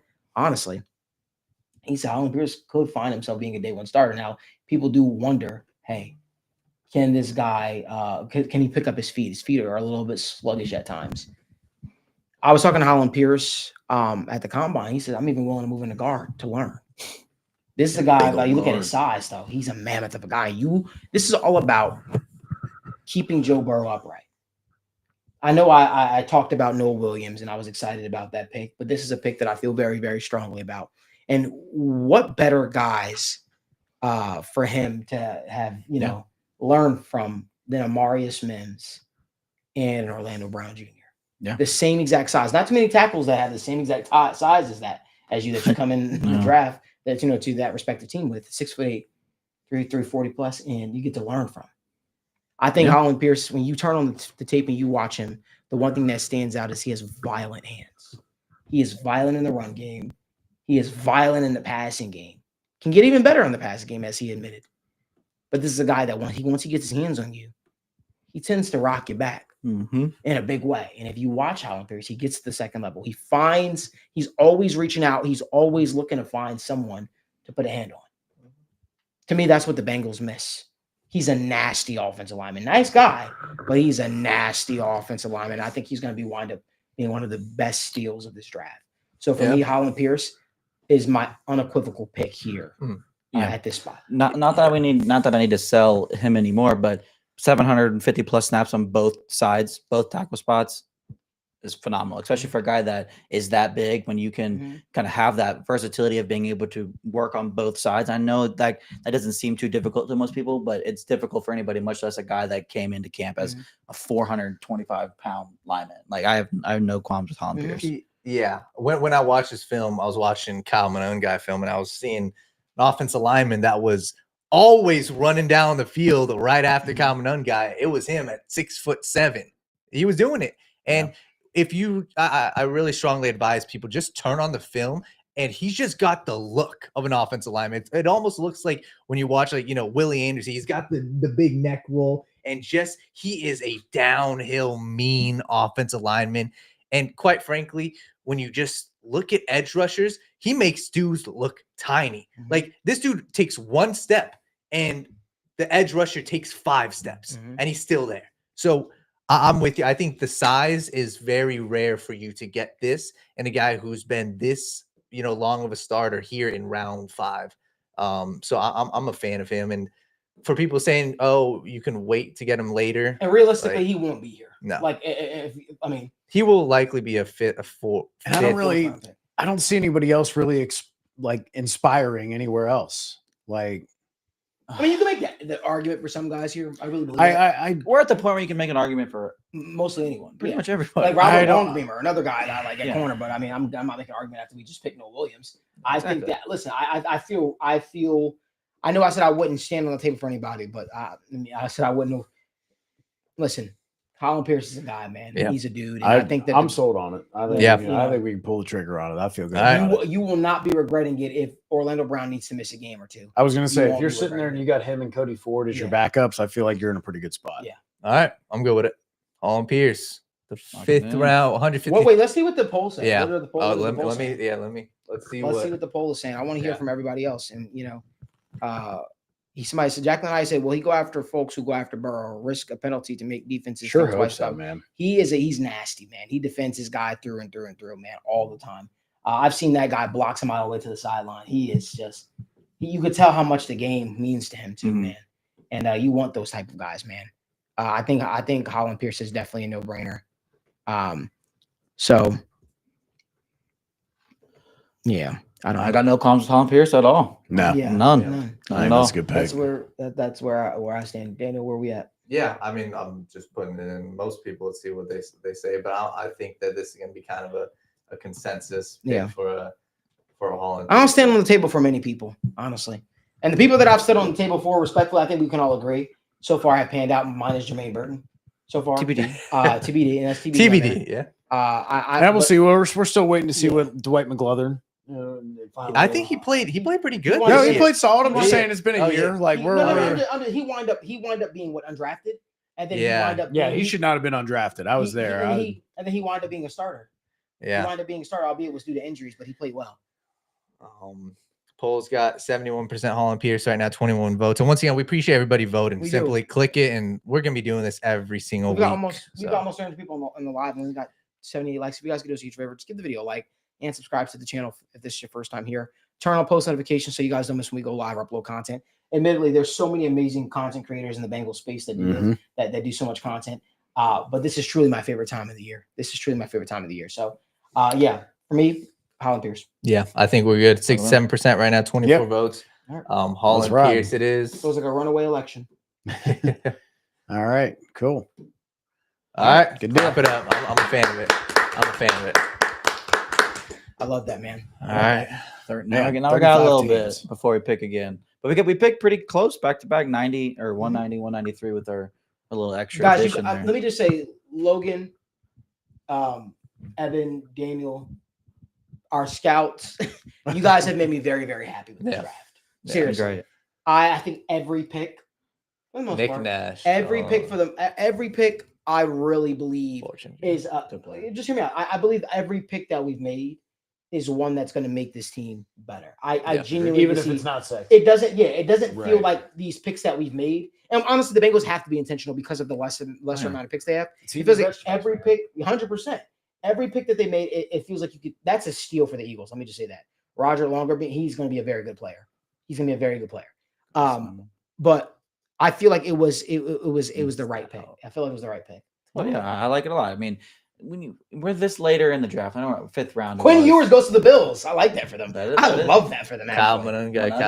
Cowboys. That's fun too. I saw some of my drafts that hadn't gone undrafted. I was like, never know. There's a lot of good running backs, man. It's kind of hard to argue with any rankings of them. But he should be drafted. He's a good player. He's a great player. I mean, I'm happy with our draft so far. I'm very happy with this draft. I think if the Bengals actually take our advice and they listen to this, I think the trade down was huge. The trade down was huge. That was massive. I would have loved to have gotten Aeneas Peebles or get some sort of interior help. It sucked that both Peebles and Puegas and also your boy Caldwell. They all three of those guys went before we could pick again. But that's the game you play, right? I think, and we'll see who's on the board. You know what, Daniel? I wanted to say this. There's a guy at wide receiver. But you know what? Before I even say that. Wide receiver. From Colorado.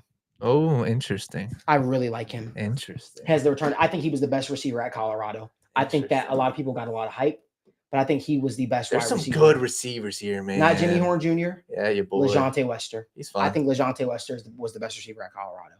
And I think that you see the chip that you see how much it also means to him. And, he's a guy that kind of fell behind the radar. But there's a guy that I'm actually going to stand on the table because I didn't think he would be here in this spot. And I actually feel very, very overcome with great deal of emotion when saying this really quickly. Let's see. The Bengals were one of the first teams to talk to him at the Combine. He goes by the name of Jonah Monheim. I think he's your center of the future. I understand people talk about Matt Lee. I get it. I think this guy could be the center of the future for the Bengals. He has the size, he has the production that you look for. Like I said, I think that if we're really serious about building up this offensive line, he has played many different spots amongst the offensive line, left tackle, center, right guard. I think that Jonah Monheim is going to be one of those guys that's going to wind up being a long-term starter in the NFL. His true pass block grade, you can pick that up, only a 66, run block grade 71. But again, I think that this is a guy that I feel very, very good about. Yeah, I like Jonah Monheim a lot in general. I think, where you talk about him being the center of the future, I mean, I don't know if there's anything saying he can't come in and be the left guard day one. Obviously that'd be probably a bigger jump for him. It's one of the few positions he hasn't necessarily played, but he's played them all. You might as well let him try the one he hasn't at this point. But again, I'm a big fan of drafting offensive linemen towards the back in the draft with some upside. And if it doesn't work, it doesn't work. Obviously, his grades aren't anything crazy anywhere, but he's a guy that's continuously moved around. He's done so many things. At the absolute very worst, you're drafting a 6th-round pick here that can be your backup everywhere. I don't see there's anything wrong with that strategy at all. It's not a sexy pick, but it's a pick that again, if Ted Karras has to miss time, again, people forget Ted Karras is 33? Yeah. He's getting up there in age, man. Yeah. You need to have a guy for the future, and we could all want Matt Lee to turn into that, and we could all be rooting for him to do that because he did look good in spots. But he's a late round draft. He's a late round, and this is a late round draft pick, but this is a guy. You got to take more swings. You can't just say we have coexist. So that's the fun part about it. It's not like they're both center only players. Right. Monheim's moved around. He can be, at the very least, he can be your swing everything, which is awesome. That is the guy I was going to talk about there. So I'm glad you just pulled him up. Just in general, I talked about all the linebackers I liked more than Jack Kaiser. Teddy Buchanan, 9.62 RAS, 4.6 40-yard dash. You need some athleticism at the linebacker position. He's one of the better athletic linebackers in this class that has the production to back it up. And here's the thing too about this, guys. We pick again, in 4 picks? 3 picks. Yeah. Oh, beautiful. So we feel very good about. I just think that there's a reason why Jonah Monheim is considered one of the best prospects on the board show at the spot. And I feel like this is. I feel like there's the defensive tackle out of Nebraska. Yes. That's in 3 spots, 2 spots. Yes. After this pick.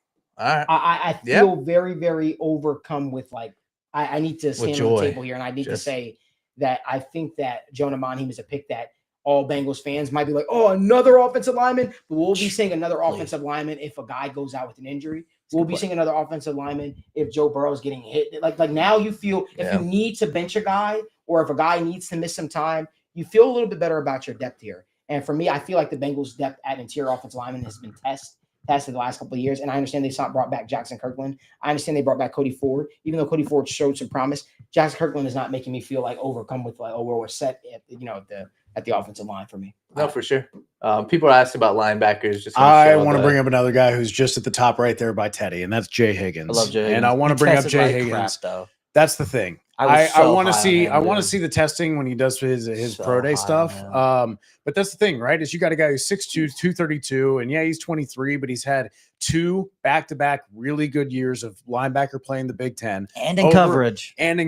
Over 100 tackles, grades. elite coverage grades in back-to-back years. Missed tackle rate is excellent. 15 coverage stops, 4 interceptions, only 1 touchdown allowed. Also over 100 slot snaps played in each of the last 2 years. So can survive out there. Probably you don't want him guarding any of the faster lateral agility wide receivers coming out of the slot, but when they come out and kind of heavier personnel, you can definitely feel comfortable about him kind of handling those tight end duties. Yeah, I was so high on Jay Higgins for a while, and then he tested so much worse than I was. Well, that's why we're at the back end of round 6, right? It was dude, I hope he runs better at his pro day, but he tested like crap. Yeah. That doesn't mean he's a bad player. That doesn't mean he's not athletic. It just his straight line speed probably isn't great. Probably more instincts than athleticism. And which you can survive on just as much as your athleticism, especially at linebacker in the league. Right. Yeah. I think the only other guy, like I said, I like a lot of these guys. I think all 1, 2, 3, 4 could be guys that. I mean, Jamon, he transferred from Georgia last year, and he had a phenomenal year at Kentucky. This is one of the best athletes, I feel like, in this linebacker class. I like all these guys. The one guy I think that I'm happy if he comes here or the next pick, I'm such a fan of Ty Robinson, man. I think that this dude is a guy. I think the Bengals are really going to like him as well. 6'5", 6'6". This is a dude. 6 sacks this year. 6 sacks this year. He's an older guy, I believe 24, but he played 5 years, in the Big Ten. The Bengals typically like some of these Big Ten guys. And the thing that's fascinating is at 6'5", he's played everywhere. He's played nose tackle. He's played outside, and he's flashed outside. And for me, I look at a guy who I think can step in day one and just be a productive pro, right? He was, I believe, the second strongest guy at the NFL Combine, benched, 28 reps.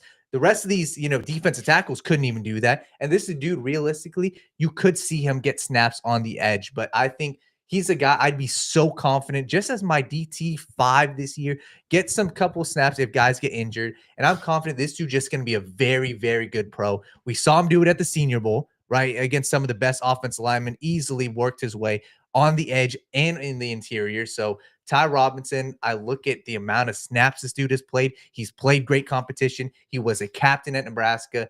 I'm just so confident when I look at the rest of the defensive tackles. I like Howard Cross, but if we're going defensive tackle, I think it's got to be Ty Robinson, or you just kind of punt on the position this year. And I want to make a really important point here, because I think we might be kind of missing the forest for the trees here. You're paying $163 million to your offense right now, and you're paying $100 million to your defense. And you've walked into this draft, and we've spent 2 picks on the offensive line. Yep. You need bodies on defense. Yeah, you do. You've invested a lot of draft resources, a lot of cash resources, cap resources to your offense.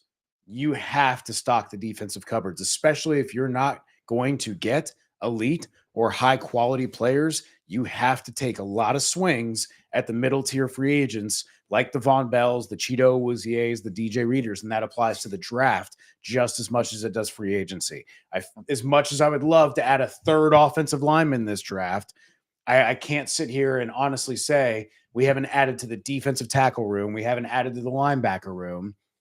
How do we feel comfortable about where you're at there? The thing that I'll say about that is what I agree. I totally agree. I would like more defensive players. That doesn't mean we shouldn't draft the better players. Not that they necessarily we're splitting hairs in the 6th round. Yes, that is a fantastic point. Right. But just in general, like you look at the defensive tackles, you're gonna probably at this point, BJ Hill's gonna play, Slatton's gonna play, Jenkins gonna play, Jackson's gonna play. Ideally.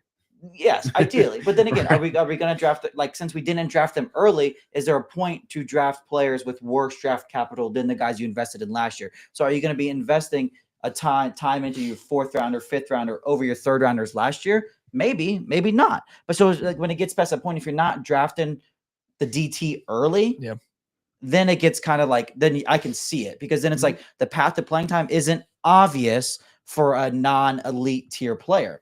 And then, yes, we didn't add defense. James Pierce is day 1 starter. Mabuka can be day 1 starter next year. Noah Williams comes in. Like, we didn't necessarily do too much to the now defense outside of James Pierce, which is a phenomenal, big, massive addition. So let's not overlook that. And Ukuba, I think, can play. But it's just those, as much as I want a great defense tackle, and I still think there's some that I will talk about, but it's just the playing time for them isn't as obvious now that we've didn't take the elite ones. That's my whole thing with it. Yeah. Why aren't we talking more about Vernon Broughton? Yeah. To be honest, I don't know much about Vernon. Yeah. I'm not gonna lie to you. It doesn't look like PFF does either. When I look at it, it looks like he didn't play necessarily. He didn't always get all the most opportunities to speak, but when he did produce. He had a sack in the Ohio State game. I don't know. I'm just trying to. I'll have to look more. I think with him, like I can pull up some stats with this guy. He's one that I remember. I was watching their other defense tackle, Alfred Collins, and a big dude. Vernon is kind of a different guy. He's somebody that necessarily isn't going to be your big nose tackle. Like they had Alfred Collins, and I actually like the rotation they had. He would play nose. He'd be the big run stuffer, and Vernon would kind of be brought in for the pass down. So it's kind of like if you want, I don't actually know his size. So it seems 6'4", 305. Go back to that. So he's more of the like Alabama defensive end of like, hey, we want a run stuffing, 2-gapping guy who lets the linebackers kind of fill and spill and plug up the holes. I don't know how well that necessarily fits what the Bengals are going to want to do. And again, you have this room full of run stuffers, right? Yeah. Like do we need to keep adding the same skill set? Because like Logan said, eventually, how do you get to playing time? Well, you get to playing time by having a better pass rush skill set than the top 4 defensive tackles, which right now isn't a very high bar to clear. No. As much as I love Chris Jenkins vote? and his outlook. 39% Jay Higgins, 27% Jonah Mahim, and I believe 10% Ty Robinson. So they say take Jay Higgins. I don't know where the poll went, but the people said Jay Higgins. I look at this and I say, I don't know how I don't add linebacker or defensive. Again, I'm not sitting here saying like we need to override the early rounds because we have positional need, but we're at 6th round here and we've got a bunch of guys we can make arguments for. And I sit here and go, we've already dedicated a lot of resources to the offense and we've kind of neglected other positions that are missing. Linebacker 3, defensive tackle 5. See how this Pratt situation plays out still, so he's still hanging around. Not that should change it much, but if you're talking about playing time, then now we're drafting linebacker 4 or 5. Well, Daniel, I think he's probably gone. I would assume, but I also assumed that weeks ago, and he's still here. You know. So the people said Higgins. For me personally, if I was here, I'd probably go if we like Mahim, I'd probably go Mahim for the sole reason that I personally like Buchanan, Dumas, and Smell. And I think that Higgins is probably the better linebacker, but I'd be confident all 3 of these dudes if Higgins were to come off the board in 3 picks. I think that's the thing is I think you like 3 or 4 guys at linebacker, you wait on linebacker, and you either attack defensive tackle or interior line. And I just think D tackle is much more of a need. Maybe he goes into rookie mini camp and goes from 3rd team to 2nd team to 1st team to playing. I mean, we've seen it before with other guys. Like you can surprise guys. Like you get the opportunity. And then you're just looking for your pass rush. How does he get out there? Okay, maybe he goes out there next to BJ Hill for 10 snaps a game on pass rush downs. All right. So what I'm going to do, I think we'll go Jay Higgins here. The people spoke Jay Higgins. Are you sure, Daniel? What?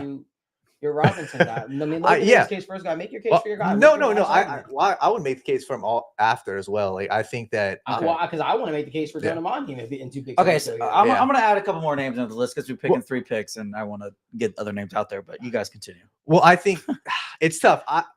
Do you think any of those 3 names should be included with these 3 guys? I'm pretty sold on the 3 guys we have. As in what 3 guys? Both Jay Higgins, Mahim, or Ty Robinson. I think I think all those 3 guys are good. I think, obviously I could be sold on Buchanan too. Yeah, Buchanan's awesome. I have 2 defense tackles I'd like to talk about as well. What about a trade back? I don't think we need to pick up extra 7th round picks. All right.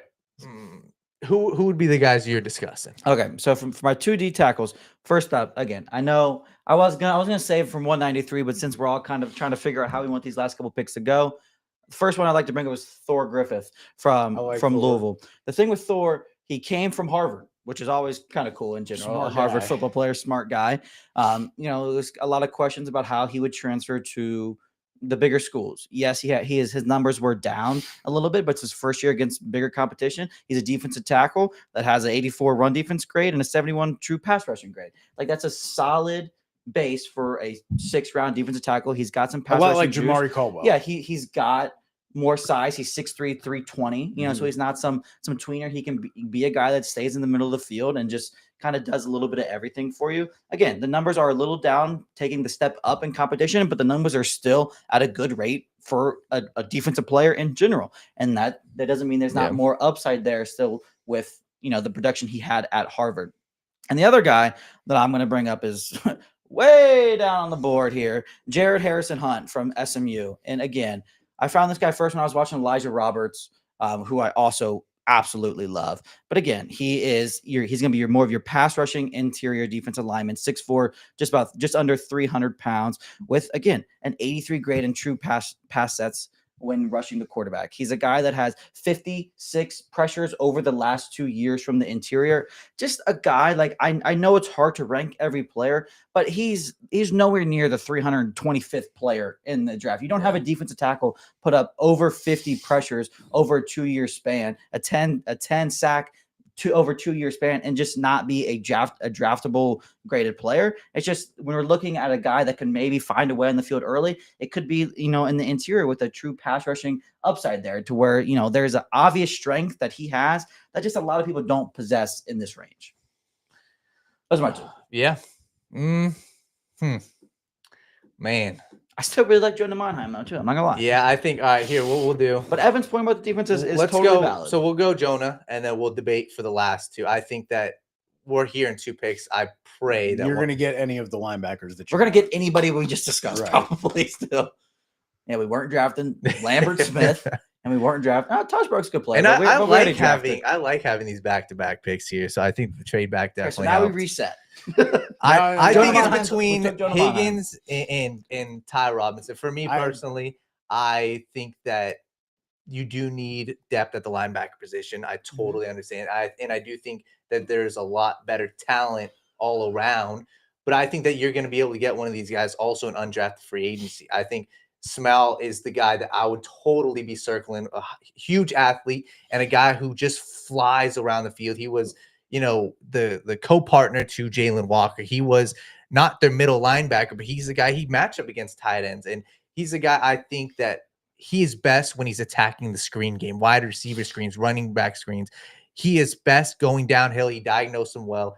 I'd be okay passing on a Jay Higgins to get one of these guys in undrafted free agency just because I'm so confident in Ty Robinson just being a good pro. Like I said, I want a defensive tackle. We need defense tackle number 5. We saw how last year kind of played out, right? Quickly, BJ Hill got hurt. Quickly, these guys got hurt, and we were having to rely on these younger guys right away.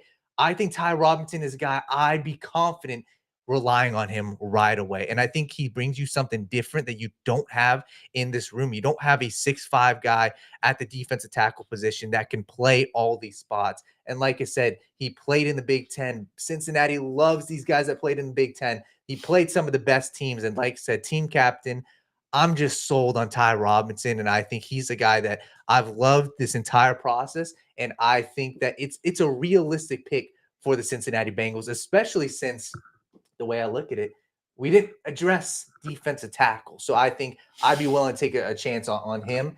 And I'm much more confident betting on, the backups that the Bengals have, especially if Pratt is there, then I'd be confident in what the Bengals potentially add in free agency. So I'm in on Ty Robinson. I don't know if you guys are fully in on that. And people are saying Cam Love Jesus says, why take a center when we have Ted and Matt? We talked about it. Ted Karras is 33 years old. He's much more likely towards the end of his career. Matt Lee hasn't really proved anything. I mean, he's played like 20 snaps, guys. And Jonah Monheim has literally played almost every position amongst offensive line. You get the offensive line versatility there with that guy. And he's a guy that I personally feel like he will actually develop into a starter. We just can't we can't keep going. Oh, they picked someone in the 5th round or the 6th round or the 7th round a year or two ago. And they seem to like him when they talk about him in camp. Like they talk nice about everybody in camp, and they are 5th and 6th and 7th round picks coming off of severe injuries in some cases, like DJ Ivy. Like people were like, oh, but yeah, what do you need to take a corner for? They like Fig Newton. Okay, you've still lost a corner in Mike Hilton, and now you're about to lose 2 more and maybe a 3rd the year after that. Like you can have one 5th-year guy and hope he turns out, but you still need 3 more corners. It's the same way. I don't want to sit there and say they have a 5th rounder that they picked and they like him. We should not pick these guys. I wouldn't even say that about McKinley Jackson right now. Yeah.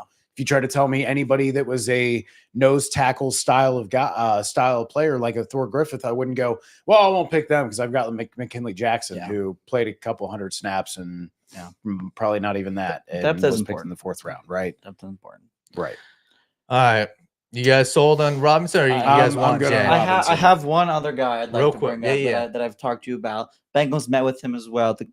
Colin Oliver, defensive end from Oklahoma State. The tricky part with him is he didn't play much this year. 2 games, 46 pass rushing opportunities. In those 46 opportunities, 10 hurries. Insane, first and foremost. But again, he's undersized, 6'2", 240. Yeah. He's that hybrid outside linebacker, true edge defender. In 2023, he literally split his time 49% on the outside as a true outside linebacker and 51% directly on the edge. He's done both. That's kind of exactly that Viper role that kind of Al Golden has talked about a lot. He can apply the pressure. He's not the best in coverage in general. That's not really his game. He's an athletic, kind of think like Nolan Smith a little bit, a smaller guy that is just super athletic. Again, this year is tough because he played extremely well in his first 2 games. But then continue to He look was at good. 2023 and 2022. That's 27 hurries. That's 28 hurries. A 31% pass rush win rate over the last 2 years is absolutely absurd. That's bonkers. If he played this year, there's no doubt in my mind he would be off the board by now. Regardless, if he wasn't coming off an injury, he would probably be gone. He's just a guy that is very different than this kind of style of edge rushers they like. But he's a little bit of a hybrid. Al Golden kind of likes that hybrid. He's a guy with pass rushing chops, with pass rushing production in an elite conference. He just, he's more of a pure pass rusher again, which is kind of similar-ish to James Pierce as well. But again, Bengals just need pass rushing depth. Malik talked about it when we selected James Pierce an hour and 45 minutes ago. We need people, if Trey Hendrickson were to go down, if Trey Hendrickson were to leave, who the hell is going to get to the quarterback? And this is for a 6th-round pick. I just think there's, again, just like I talked about with Hunt, there's so much, there's a clear skill set, and there's just an upside and a path to playing time. And just, again, the Bengals met with him. I just think there's a lot of things kind of connecting him to us.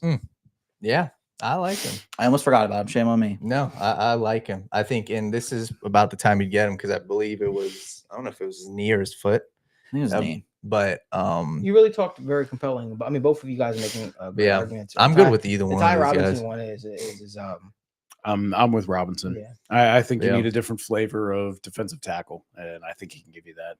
And he can kind of be your bigger edge defender if you want him to replace Trey Hendrickson on these obvious rundowns. Yeah, for sure. All right, beautiful. Ty it is, and where's Ty at? Down a little ways. Could go to defensive tackle. Yeah, it's probably a little bit easier. Faster way, yeah.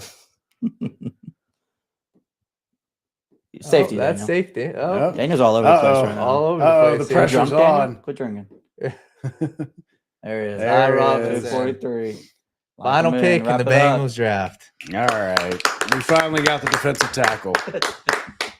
And Let's pull up our picks. you look at the draft, man. How does everybody feel about it? I mean, do we feel like we went a little early with the Damian Martinez pick a little bit? I think now hindsight, looking back on it, we probably could have waited. Maybe. The only thing I agree. The only issue is, and I wish we'll go back and see. I just wasn't sold on anybody else that was there. I guess Jack Kaiser was the other that name, was the right? big thing. But that was I'm very uninspired by that. I think this is a lot of like B- to B pluses. And I think it's a lot of solid picks. I don't think there's a lot that you're like, oh man, the value met the need, met a great player who fell. The thing with Martinez too, you gotta remember that's we elected to go with Noah Williams, which we all completely agreed on. And then every person we wanted just happened to go right before us. It's not like Damian Martinez was plan A. We're taking Damian Martinez, no doubt about it. I mean, Barrett Carter went off the board. Hasseline went off the board. Pagais went off the board. Caldwell went off the board. Like those are 4 players that went off the board in an 8-pick span. That's the stuff you can't really predict. And yes, maybe we could have reallocated that to a defensive pick.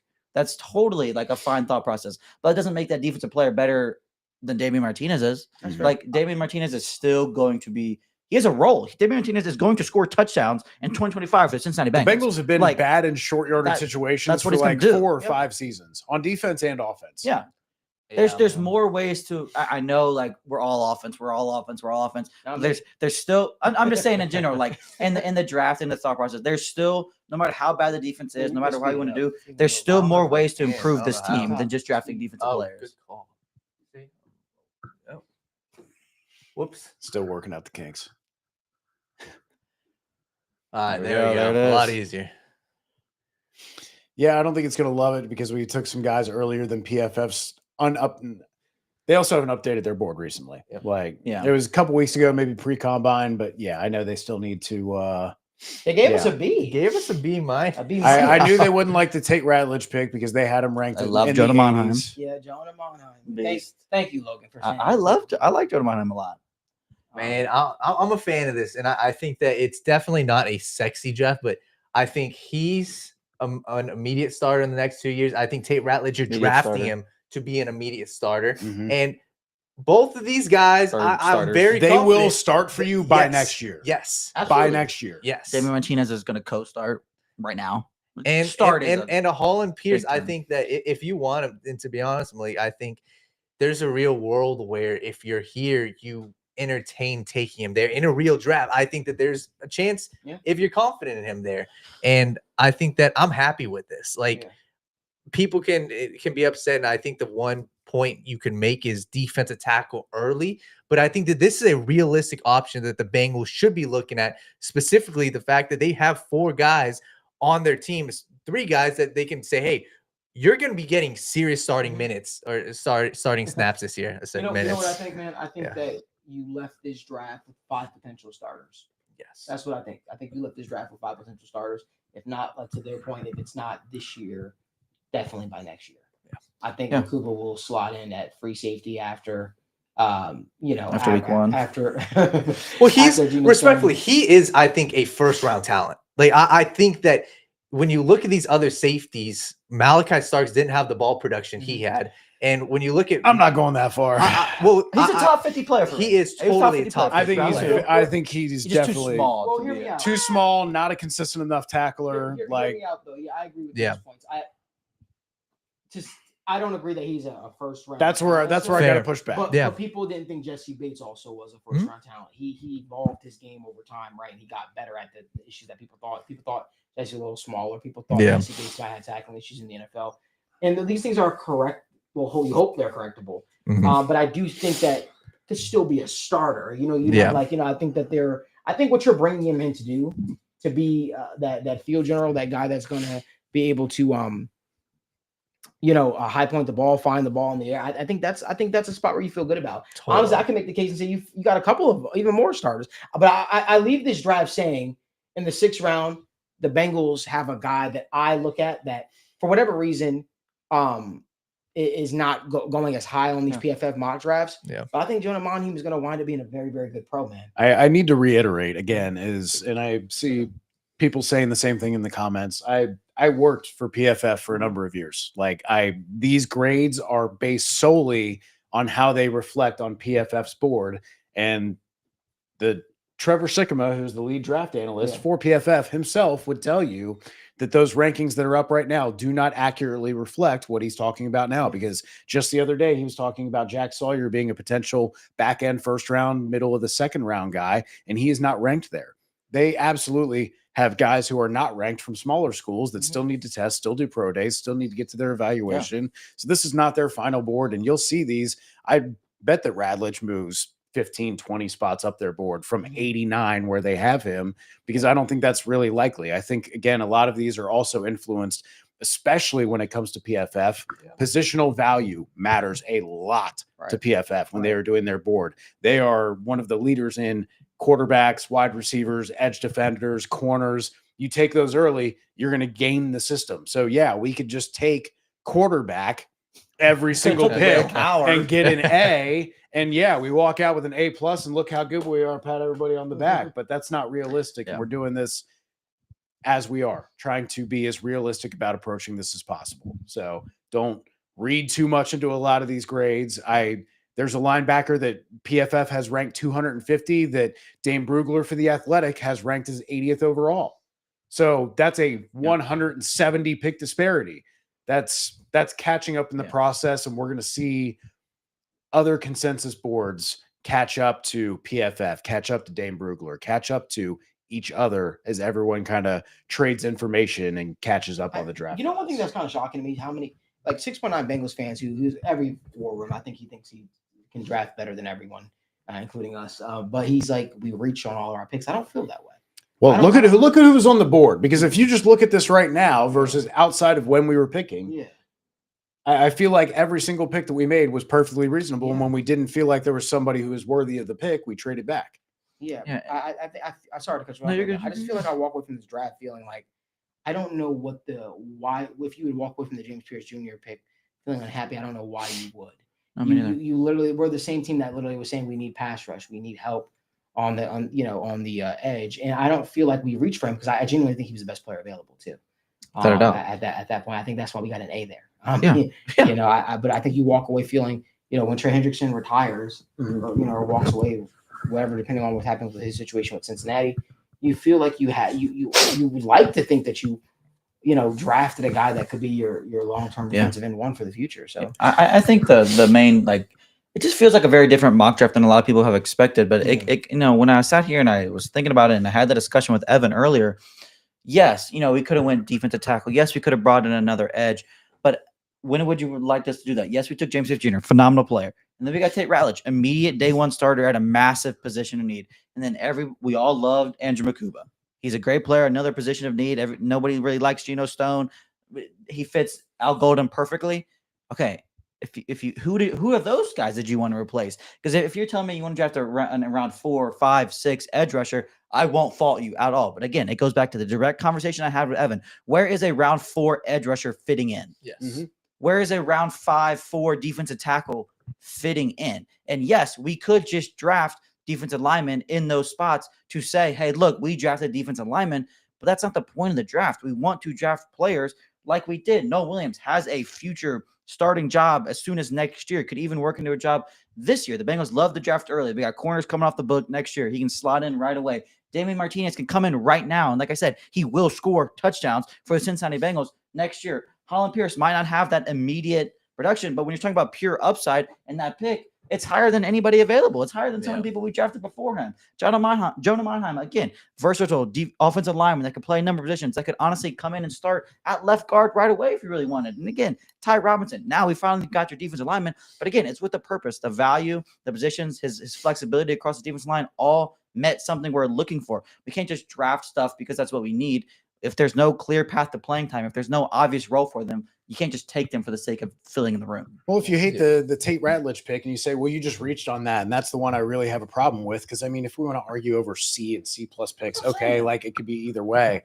But for the Ratledge pick, yeah, okay, maybe we reached 10 or 15 picks. But when we were talking about what's the best player available there, it was tackles who were going to be flipping sides of the line and who had never played guard. It was other defensive tackles and defensive ends. Okay, we look at defensive tackles and defensive ends. The best defensive tackle had played 200 snaps a year over the last 3 years. So, like, do we say best player available in the sense that their ceiling is the best player? Because I would argue the guard who fits right in to be an immediate starter from the SEC, who gave up 1 sack and over 800 pass blocking snaps, who've already played next to your starting tackle, sounds like a pretty damn good, easy fit to a starter. And sure, there's not all pro or Pro Bowl upside there, but you get a damn good guard that you feel good about for the next 4 or 5 years, and you got to stop worrying about it versus we got to take the chance on, yes, maybe that defensive tackle from Tennessee is better, but the guy's played 600 snaps in 3 seasons. Yeah. Do you want to take a bet on that? Do you want to take a bet on a tackle who you like now playing not only a different position, but then switching the footwork entirely and doing it backwards on the opposite side of the line? Like, yes, those guys have higher ceilings, but are they the best player available based on ceiling, based on what they can give you? Because I can make the argument that from immediate need, the guy who's played the position you need, next to the tackle you already drafted, and is already the best pass blocking guard that's there, who gave up 1 sack in the SEC in 2 years. I again, if you wanted to go a different route, I hear you. Like, if you want to say we reached 5-10 picks on Ratledge, yeah, I'll hear you. But I think putting him at like spot 90 and saying he deserves to go middle back into 3rd round, I don't see it that way. Totally. And I think my final take on this draft is I think that the alternate reality of you not taking a pass rusher in James Pierce, you leave yourself very susceptible to reaching on a guy in round 2 and forcing yourself to take that. And that's where, if I look at this Bengals team and not just 3 years down the road, but this season, I'm concerned if it's Trey Hendrickson and a 2nd or 3rd round edge rusher. Here, you're going to have your pick of James Pierce, potentially Mike Green, potentially Shamar Stewart, potentially Donovan. There are going to be pass rushers here. And I think it would be a huge mistake with the strength of this class to pass on a Pierce, Scourton, Donovan for a Malachi Starks or even a Walter Nolan. So I think pass rusher, James Pierce. It's just easy sometimes to forget as we go through the process. The NFL season, it feels like it was so long ago. So we start to forget, and you go through the draft process and you see all these other teams drafting these fun players. And the Bengals haven't had a non-sexy draft in a while, but they kind of need a draft that's going to reset them. And, the trenches is where it starts, man. Trenches is where it starts. You need more pressure on the quarterback, and you need to keep your quarterback upright for the future. Well, listen, we've been live for 2 hours. Wow. For 2 hours. This was the first State of the Jungle War Room 1. Appreciate the guys staying out this late. We want to thank you guys for tuning in as well. If you guys could do us a huge favor, give this video a like, subscribe to the channel, and turn on post notifications so you guys don't miss when we go live Upper Low content from the TWSN studios. Boys, I think this was a successful State of the Jungle War Room episode 1. Again, we will have War Room episodes from now all the way up until the NFL draft. I'm sure our draft boards will take many different twists and turns. And guess what? We'll have discussions. We'll agree to disagree. And we'll be talking through every single pick with you guys. But just realize we are looking at it from the lens of the Bengals and sort of how to help them for the future. So we'll see how War Room episode 2 shakes out. We hope that you guys join us next week. And until next time.